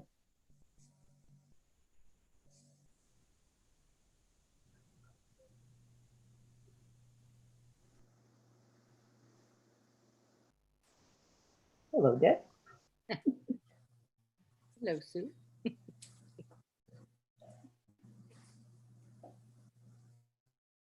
There we go. Thank you, Billy. The next biggest revenue source there in the orange is our TIF revenue, which came in just over $1 million. On the tax side as well, we've got the public utility personal property tax, almost $730,000, homestead and rollback reimbursements. And then that other in red is $170,000. That is constituted by our donations for the stadium project. So before I move on to the next slide, I want you to keep in mind a couple numbers. One, the real estate tax in the light green, that 3.6 million, and the TIF revenue in the orange of the 1 million. Okay, so let's go to the next slide. So for comparison purposes, I wanted to show you what this looked like back in fiscal year 17. And what this really does is show really the beauty of how our no new millage permanent improvement levy is working. So in fiscal year 17, total revenue in the PI fund was 4.5 million. Okay, so as you remember, fiscal year 20, we were at 5.7 million. So we're an increase in revenue in that fund of about $1.2 million. Okay, so looking at the light green real estate tax, In fiscal year 17, that number was $2.1 million. So with that 2 mills that moved over to the PI fund, that's obviously going to increase the real estate taxes. So that number went from 2.1 million up to $3.6 million. So that's an increase of $1.5 million. Then look at the TIF fund in the orange. Back in fiscal 17, that number was 1.6 million. Well, in fiscal 20, that number went down to just barely over $1 million. The reason being, as part of that no new millage PI levy, we're now taking $1.7 million of TIF revenue and putting that into the general fund each year. Now, those numbers don't add up because fiscal 17, we were getting 1.6, fiscal 20, we're now still getting 1 million, but we reduced it by 1.7. The reason that is because our TIF revenue in total compared to back in fiscal 17 has increased by over $1 million per year. So, what we were able to do with that no new millage PI levy, along with increases in TIF revenues, revenues in the PI fund have increased by $1.2 million. Revenues in the general fund have increased by $1.7 million, and taxes did not increase. So that just really illustrates how well that's working, and it's really made for a very healthy permanent improvement fund that's allowed those projects that Ryan just showed. So let's go to the next slide. This slide shows expenditures, actual expenditures in fiscal year 20, a little higher than normal because of the stadium project. So we were at a little over $11 million in fiscal 20. The brown there is the largest section. That's for the stadium, a little over $7 million to finish the project up. I won't read all the other ones. Transportation there is a little smaller than usual, only 64,000. That's because we allowed transportation to kind of borrow against fiscal 20 back in fiscal 19. So they bought a couple buses. They needed a couple additional buses then, so we let them buy those ahead of time. So they only bought one bus in fiscal year 20, or maybe even it was a van. And those projects that Ryan showed, that's part of that maintenance line in the green right beside transportation. And obviously spending significant money on technology each year with the one-to-one, new curriculum, and then the asphalt that you were shown as well. Go to the next slide. So, if you're going to do a 20-year forecast, which is, really impossible to gauge, what's revenue going to look like 10 years from now, when is a roof that's in perfectly good condition right now going to need to replace maybe 10 or 15 years from now. So flexibility is really the key to make something like this work. So just a few of the ways that we're able to have some of this flexibility. In the short term, some of that flexibility comes from, for instance, the $2.7 million advance that the general fund gave the PI fund last year. That's still set to be fully repaid within the next couple years. We didn't pay any in fiscal year 20, which you'll see when I show the ending cash balance that we really could have, and we're on pace to do it in 2 years, which is perfectly fine. But again, that's an area where we're able to adjust when or by how much we pay that advance back, because the general fund right now is in a place where that advance is not driving having to cut costs or anything. So we've got several years to work with. The stadium loan repayment, we took that commercial loan right now in the forecast, as well as assuming paying off the advance in 2 years. I'm also assuming that we're paying off that loan early within 5 years to decrease interest costs. But again, that flexibility comes if there were a major cut in revenues for some reason, or there were some major reason that expenses needed to go up. That loan could be paid off slower that would free up money. Each year in the forecast, I've got assumptions for inflationary costs. Those inflationary basically budget can be spread over as needed. So that actually gives kind of some discretionary funds that can be used. If, for instance, we assumed a certain number for pavement, but this is a year where pavement costs just skyrocketed. We've got a budget line that allows us to account for those increases. And finally, in kind of usually what would be a last resort, because we don't want to take away from a project that needs to be done, or kind of kick the can down the road.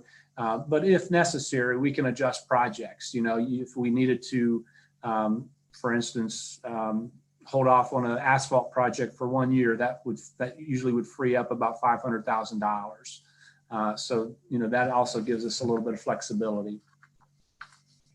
So the next slide will show our projected ending cash balances. So as I mentioned, fiscal year 20, you're seeing an ending cash balance right around $3.5 million. That, as I said, that's a little inflated because I didn't pay those advances, that advance back in fiscal 20. I'm going to do that in fiscal year 21. So you're going to see that number go down some. But again, as I mentioned, with these ending cash balances, we're positive throughout the entire forecast, and I'm in this assumptions are paying off the advances within the next 2 years, as well as paying off the loan in the next 5 years. You'll see the spike up to fiscal year 28 up to around $4 million, and then a big dip around fiscal year 32. That's really a timing thing, because in those out years, one of the biggest costs we're expecting to incur is going to be roofing replacements. It's kind of hard to say exactly when that will need to happen. So there's kind of an assumption of numbers are kind of plugged in there. I'm sure it will change, when it needs to be done, or what it's going to cost, or which building needs done first, and those kinds of things. But there are assumptions in there for each and every roof that would need replaced. So it kind of gives comfort that even with those, we're still able to have a positive cash balance throughout the forecast. So that's all I've got. If there's any questions.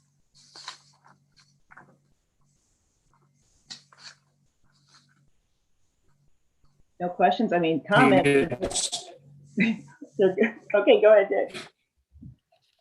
Yeah, I'm sorry for the delay. A little frustrating, I know.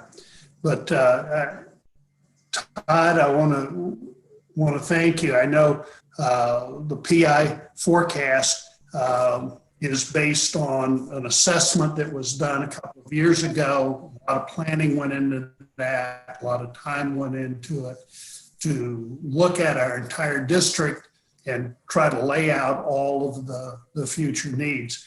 But I know for me, it gives me a lot of confidence making decisions, knowing that we're going to have a balanced budget, that we have some flexibility to address unusual and new kinds of things. The one question I have is, there was some money that was released in the CARES fund. And I know this is early because it just recently happened. The board, or there have been a couple of releases of money. How does that fit into the PI fund, general fund, so forth? Yeah, so that new money you're talking about, I believe what they're calling the coronavirus relief fund in Marysville, yes, receiving $275,000.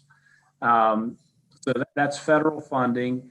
The good part of what they're doing with that money is they're allowing you to go back to, I believe, March 1st. So where any expenditures that you made for things such as, safety and cleaning equipment due to the virus. So this funding is specifically for that type of purchase. So for instance, those cleaning equipment we just saw pictures of in Ryan's presentation, those have already been purchased. We'll actually be able to go back And I can't, off the top of my head, I don't know which fund we used to purchase those, probably the PI fund. We'll actually be able to go back and reimburse the permanent improvement fund out of this coronavirus relief fund. And then also going forward, we've got a lot of safety equipment that we're looking to have for the opening of school. That fund's going to be used for that as well. Wonderful. Thank you. Yeah, Todd, and I think that your presentation just really highlights again what a incredible idea you had with that levy, with the no new tax PI transfer and all that kind of good stuff. So and really it comes back to the fact that we can maintain everything just keeps our students and staff safer as well. So that's what it's all about at the end of the day. Thank you very much for that presentation. Good news. Yep. Is that it for you? Yeah, that's it. Okay, then for my report, I sent out my student achievement report a couple days ago and shared with you some modules from the Kerwin Institute at Ohio State University about implicit bias. And there are 4 different modules, and I think you can go through and they're all maybe about 10 minutes long, but just kind of a nice either a refresher or education for you about implicit bias. And then also the Success Magazine that always includes links to a lot of different other resources about student achievement. And just a reminder also that OSBA continues to hold virtual town halls every Wednesday from 4 to 5. They're free events. You do need to sign up on their website. They always include legal updates, a chance to kind of network, resources, and recently they broke down the state guidelines into 4 areas and are planning to focus each week on one of those areas. So like on July 8th, they focused on the health and safety component of the guidelines. Yesterday, they were to focus on the education models. Next week, it's labor and employment. And then July 29th, I think they're just going to kind of have a miscellaneous free for all to cover anything else. OSBA has also asked districts to share their plans with them once they are approved, and they are going to be posting them on their website as kind of a one-stop shop for anybody in the state, anybody anywhere, to really look at all the different plans that are out there. And then another thing, let's see if I can pull this up here or not. I think you guys all got this in the mail, but OSBA is starting a new recognition program for board members. And I know we don't really do this for recognition, but it is nice, especially when I think a lot of us do takes the extra time to try and attend some professional development seminars, things like that. And so OSBA has this new STAR Award in addition to their Master Board Member Award. So I just encourage you all to look at the details of this award and consider maybe applying for it. And let's see, next month, I would like to schedule another special meeting to review and revise our work plan for the 2021 year. And I'm looking tentatively at Wednesday, August 12th. So I'll be in touch with you and just ask you to check your calendars to see if you think that would work. By that point, we would have Diane's and Todd's goals for the year as well, so we can make sure that we're all aligned and moving in the same direction. And then my last comment is just that later in our agenda, we're going to be acting on compensation recommendations for our superintendent and treasurer. And both of their contracts had outlined compensation increases in years 1, 2, and 3, but directed a reopening for compensation only in years 4 and 5. So Todd is getting ready to start his 5th year, and Diane is getting ready to start her 4th year. So just kind of an explanation of why that's on the agenda. That's it for my report. Do we have a legislative report? Yes, a brief one. The legislature is on summer mode, so there's not much going on in Columbus. We all received, I believe, notices that the Ohio Controlling Board approved the some distributions of funds. Todd, I asked Todd a question about that. And that was nice to see.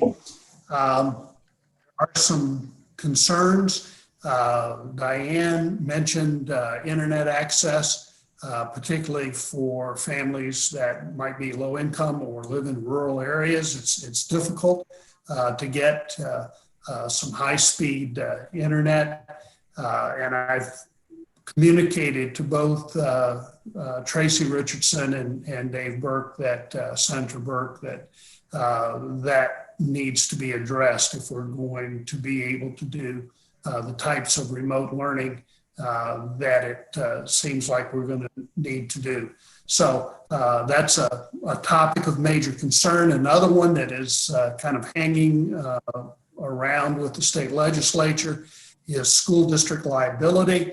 I understand we're rather fortunate in that we have some coverage through our insurance company. And Diane mentioned earlier, maintaining 6 foot spacing, social distancing was important because that helps or that qualifies us with our insurance company as being and acting in an appropriate manner. One last thing, June 22nd, I was one of 16 board members of the state of Ohio that participated in a conference call with Senator Brown. The focus of my comments to the senator were on expanding internet access, and I supplied to the senator's office in an email that followed the conversation data that we got from our surveys, and I got a letter back from his chief staff person. And they really appreciated that, as it gave them kind of a snapshot of what was going on in our school district, and it gave them a more clear picture of exactly what was taking place. So thank you to Diane and everybody involved in that survey. That was key information. It was well received in Washington. So that's my report. Everyone will be getting the written report following the meeting. So thank you. Thank you, Dick. Let's see, do we have a safety report? No, there have been no meetings between our last meeting, Sue, to now. I think mostly everything's right now is safety around the COVID issue. So Right. Just stay tuned. That's Okay. what I'm doing. Great, thank you. All right, next item on our agenda. I would accept a motion to approve the draft minutes from both our June 18th regular meeting and our July 13th special meeting. So moved. Motion by Ms. Powers, Second. second by Ms. Savage.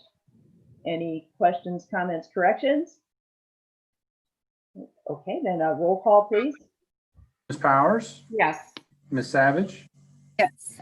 Mr. Luke, Yes. Mr. Smith, Yes. Ms. Devine. Yes, motion carries. All right, next on our agenda is I would accept a motion to approve a 3% increase for both the superintendent and treasurer contracts for the 2020-21 school year. So moved. Motion by Mr. Smith, Second. second by Ms. Savage. Any comments, questions?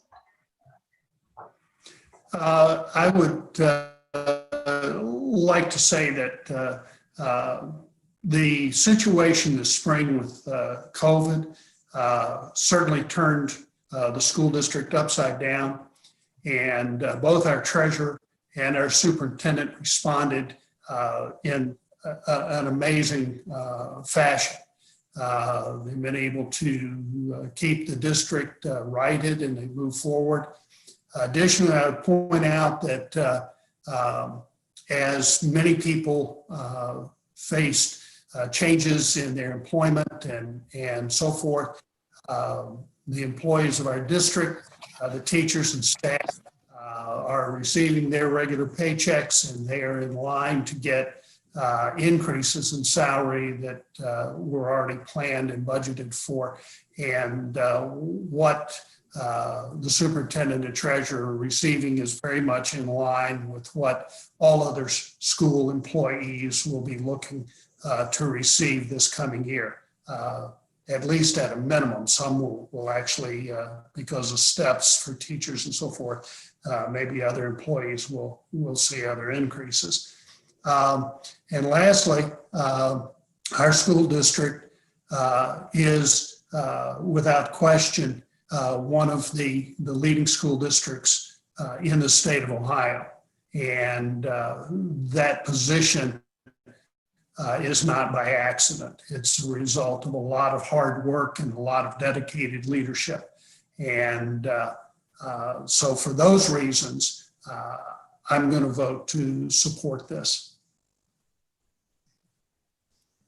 I have a couple things I wanted to mention also.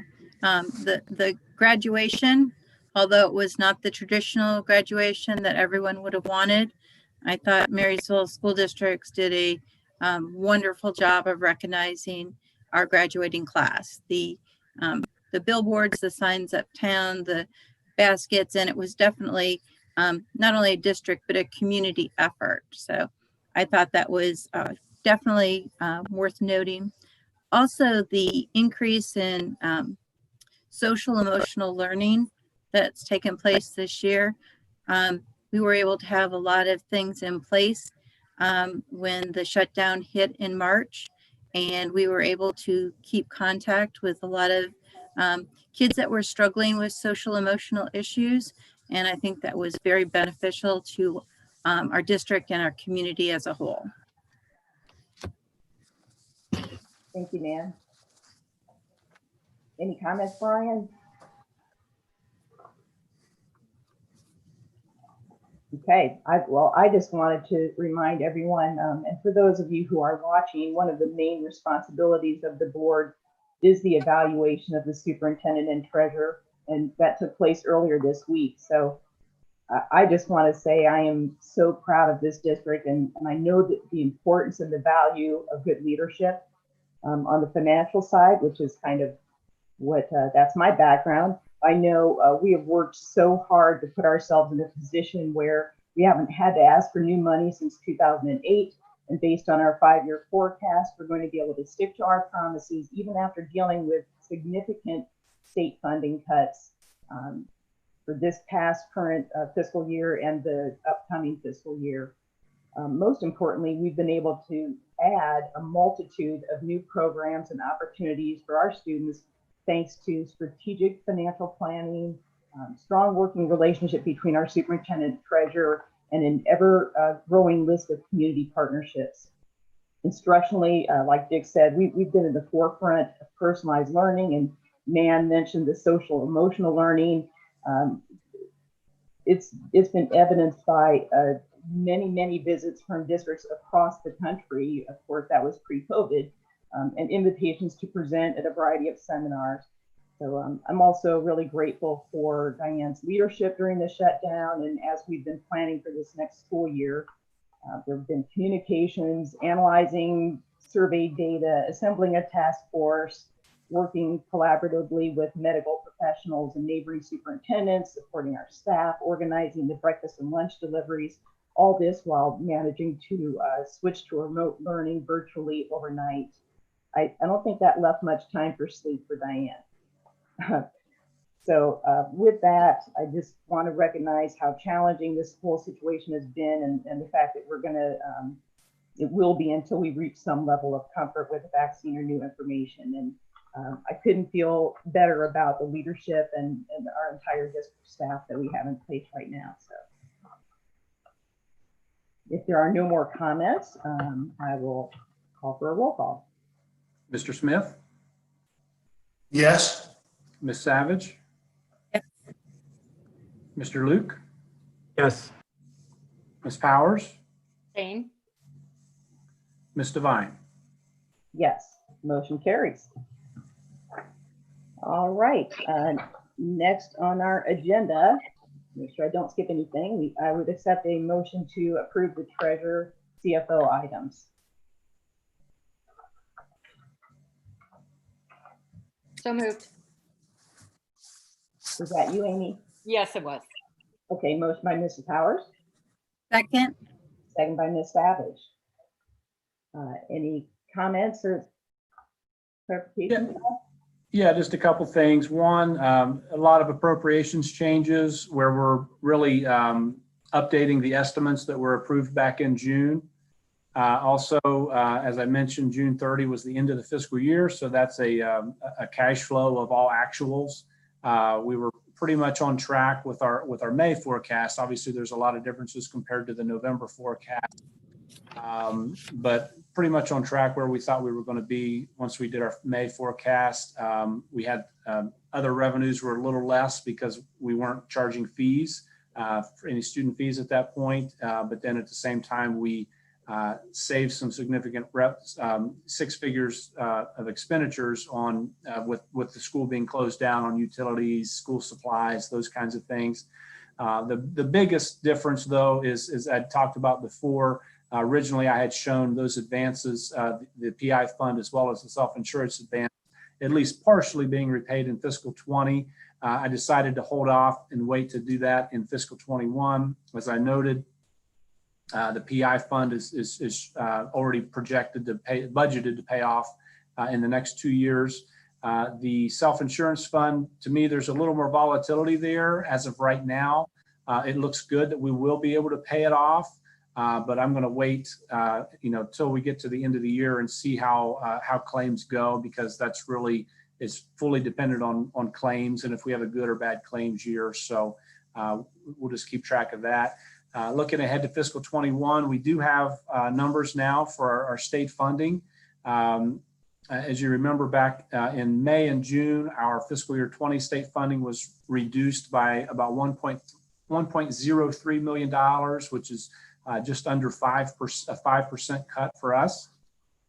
The governor has said that our fiscal year 21 funding is going to have basically an identical cut spread out over the entire fiscal year. So our funding will be reduced by $1.03 million in this current fiscal year. That's actually good news because the 5-year forecast that we approved back in May had assumed a 10% reduction. So that's actually going to put $1 million of state revenue back into the 5-year forecast. And I know there was just one other, an after the fact purchase order, which was just kind of a timing issue. Yeah. Yeah. So the after the facts, those are where the invoice is dated prior to the purchase order. That actually, I don't think that was actually even the fault of the person on there. I think that was a timing issue with when the board meeting was and when should that be done, and it just kind of got missed. So we're putting that in now. And it basically is saying that even though the invoice is dated prior to the purchase order, this is a valid purchase and, we want to go forward with it. Gotcha. All right. Any questions or comments?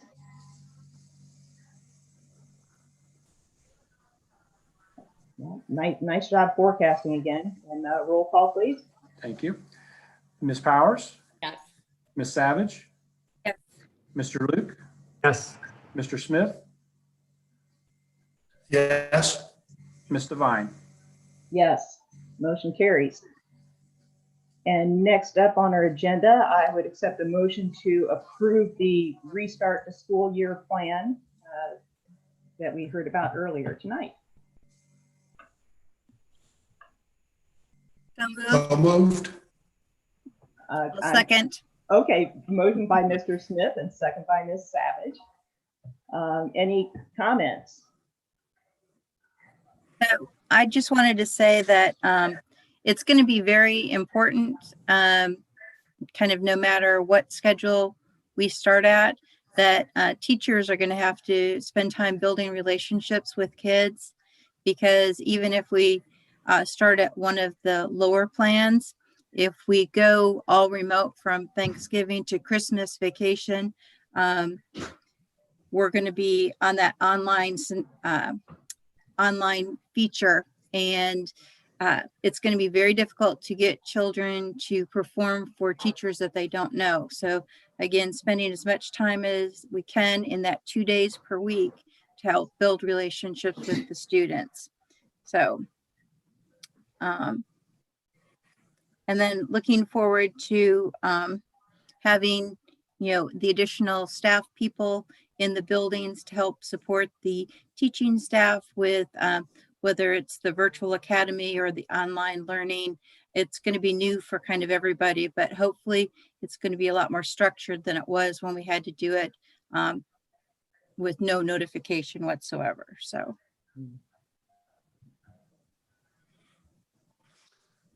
If I can,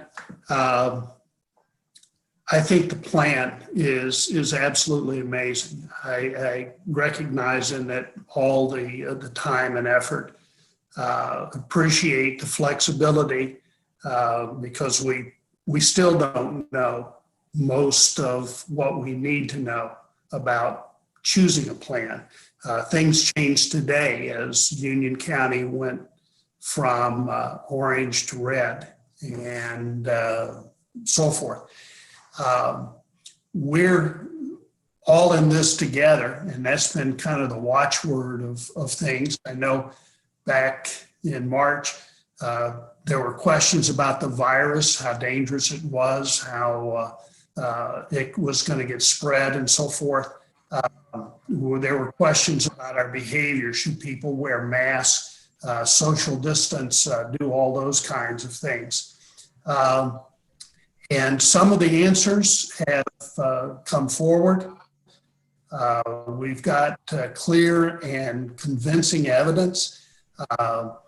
While we have differences of opinions on a number of things, there are facts, hard, unquestionable evidence that have become self-evident as we move forward. We know that masks make a difference.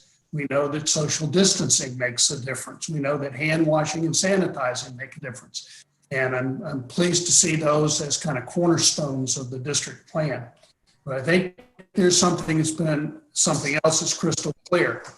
The only way we have a chance to open schools in a way that's going to be safe for the lives of our children is for the entire community to be willing to set aside their individual differences of opinion, to accept with or without proof that we're all in this together, to recognize that we have a responsibility to others in our community that is greater than any individual belief or right, to adopt a unity of purpose and to adopt a single-minded focus on behaviors that have been shown to be effective in controlling this virus. I like the fact that we're setting August 3rd as the date for the decision. That gives us some time for people to get their behaviors at home and in our community aligned with the district plan.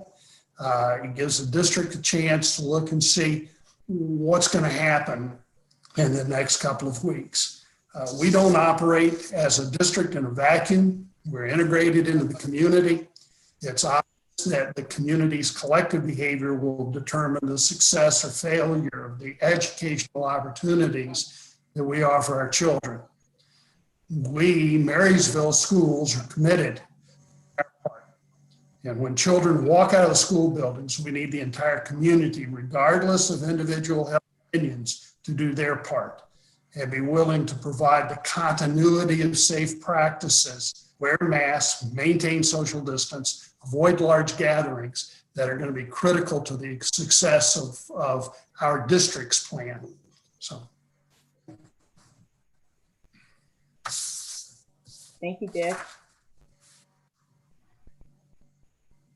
I'm sure that the presentation is going to generate lots and lots of questions. And I know Diane and her team are already working on a variety of support documents with different guidelines. I really appreciate the fact that at the beginning you called out how this is going to give us an opportunity to reimagine how we provide education. I know this year is going to be challenging, but it is going to give us a chance to try some new things, and who knows what we're going to learn in the process. I know we have great relationships with our families, with our staff. I want to thank them all for responding to the surveys, for reaching out with their questions, their concerns and suggestions, and for partnering with our staff to support their kids. We're going to need everyone to work together more than ever, just like Dick said. So finally, I just want to thank that task force again. Your time and efforts are really appreciated. So any other comments? Just like to thank our whole district from Diane and Todd on down for everything that they have done for the kids, everything that they're doing now for the kids.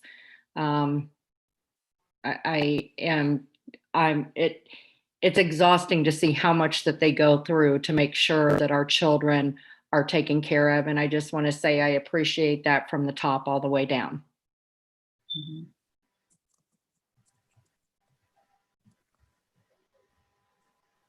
Okay, well, I think we're ready for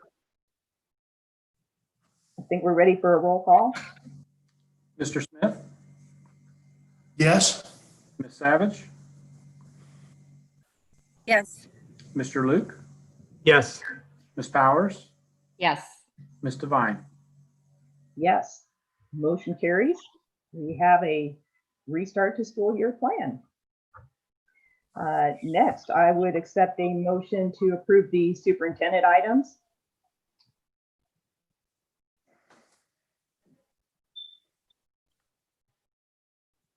So moved. Was that you, Nan? I'll second it. Okay, that was Amy. So motion by Mrs. Powers, second by Mrs. Savage. Diane?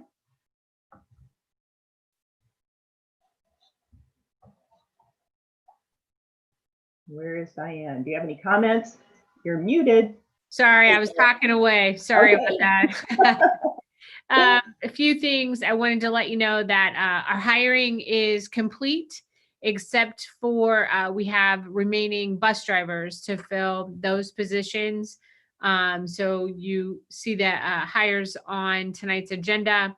You have approval of policies and some student teachers as well on tonight.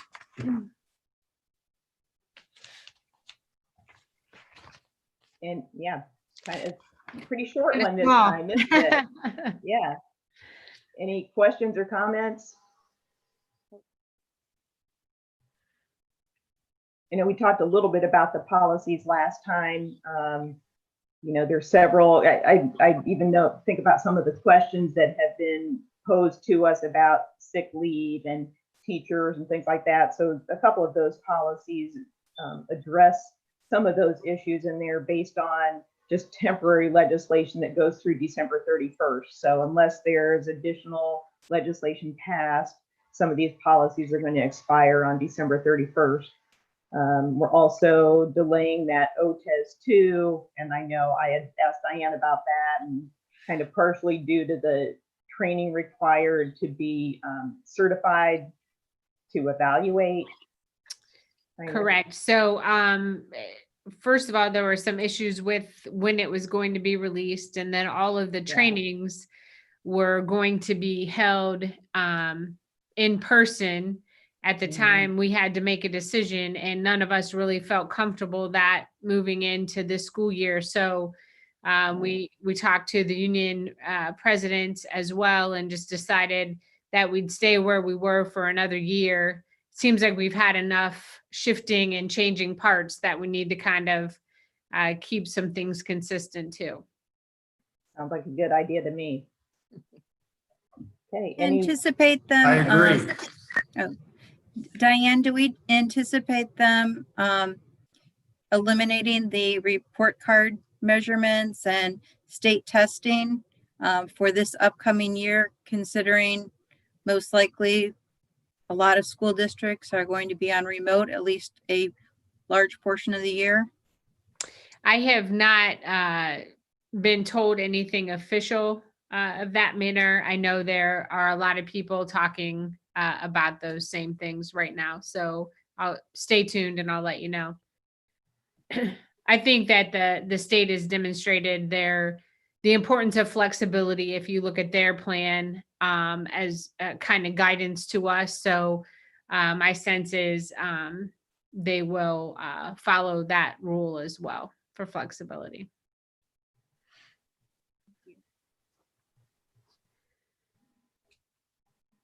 Any other comments, questions? Okay, roll call, please. Ms. Powers, Yes. Ms. Savage, Yes. Luke,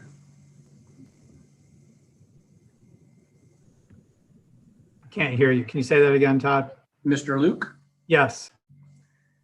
Mr. Smith, Yes. Ms. Devine. Yes, motion carries. And at this point, we are to our comments and questions from the board members. So let's see, Mr. Smith, your face is on the screen right now, so why don't you start us off? All right. I want to thank all the people that were involved in putting together the district opening plan. I know that they took input from over 4,000 people in the community, parents and students. They weighed and considered all the different possibilities. I really appreciate the fact that our superintendent has done a nice job of creating a medical advisory board made up of local doctors in our community, local health department involved. So the plan that we have for moving forward is very much a locally developed, locally based plan. And it, hopefully will work with continued input from the advisory group and the medical people also. I appreciate also everything that, as I mentioned earlier, the custodians are doing to try to make sure that the environment students come in is safe. The report that we got earlier on Alt K was just absolutely amazing. That was a good decision to put that program in place. So thank you to everybody. We got the year finished up and we're working to open up the next year. So Thank you. Mrs. Powers. Just want to say I'm proud to be a Monarch, and that I don't think there's any better district in the whole state of Ohio, and thank you all. All right, Mr. Luke. Yeah, I wanted to echo some of the other comments, thanking people who worked on this reopening plan. I wish we knew better what we were facing in September, October, November, December, January, but at least we have a plan, and we have a plan that's flexible. We have a plan that protects the health of the staff and the students, and we have a plan that is going to make sure that our kids get educated as best as they possibly can. I really appreciate all the community input that you took as well. So thank you for putting that plan together, and we'll see what's happening in August. All right, Miss Savage. Thank you to everyone for the coordination of the team. Thank you for them getting input, the teachers union for reaching out to the teaching staff and getting information from them, getting their input from them. And I just want to do a thank you to the teachers and the staff coming up for this upcoming year. It's going to be challenging, but I know that our teaching staff is up for the challenge. Mr. Johnson. Nothing to add. Mrs. Allen. Yes, I just have a couple things I wanted to remind all of you that we are starting a task force locally. I had mentioned it last time we were together. I asked Mr. Chafin to lead that on equity and social justice. So stay tuned on that. He's headed home from vacation and we're meeting on that when he returns. I also wanted to let you know that we received word this week and had a interview for a grant we submitted I guess we ended up submitting it in the summer, a very substantial literacy grant through ODE. We are a finalist and we had a finalist interview this week. So we hope to find that out shortly if we're an award winner, which would be a substantial amount of money to the district.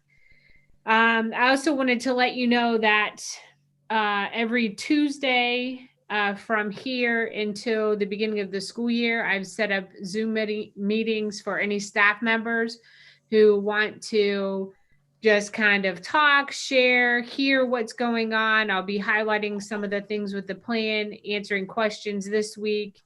As we're gearing up, I know there is substantial anxiety. I probably share a little bit of that anxiety and have for the past couple of months. This school year will put before us challenges like we've never seen before. I don't think there's a better group of people to rally behind than the staff here at Marysville in order to pull that off. But I do understand the anxiety and fear for sure. I think Mr. Smith said it best that each one of us have a personal responsibility to kind of layer those best practices as a part of our everyday habits in order for us to bring people together for school and for us to continue to move forward. So I encourage you to do that. Again, parents and community members appreciate the feedback. We're still going to be asking for feedback. There's lots of updates still to come. The next one you can expect to see is more on the operations side. So stay tuned for that in the next couple weeks. Thank you. I just want to thank Sherry Bowserman again on her amazing job with that first year of the alt kindergarten. That was really exciting to hear just how passionate she is and how the plans that she's got already for next year.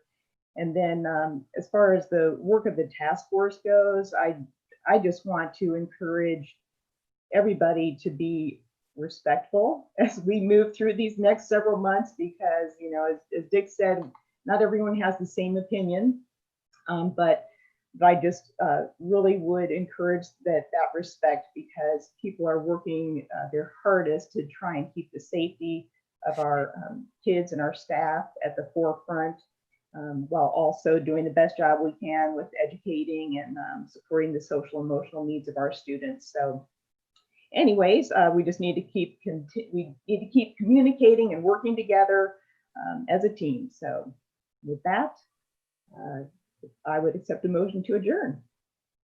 Moved. Motion by Ms. Powers, second by Ms. Savage. Roll call. Ms. Powers, Yes. Ms. Savage, Yes. Mr. Luke, Yes. Mr. Smith, Yes. Ms. Devine. Yes, motion carries, and we are adjourned at 7:25. Thank you. Bye. Bye. Thank you. Thanks.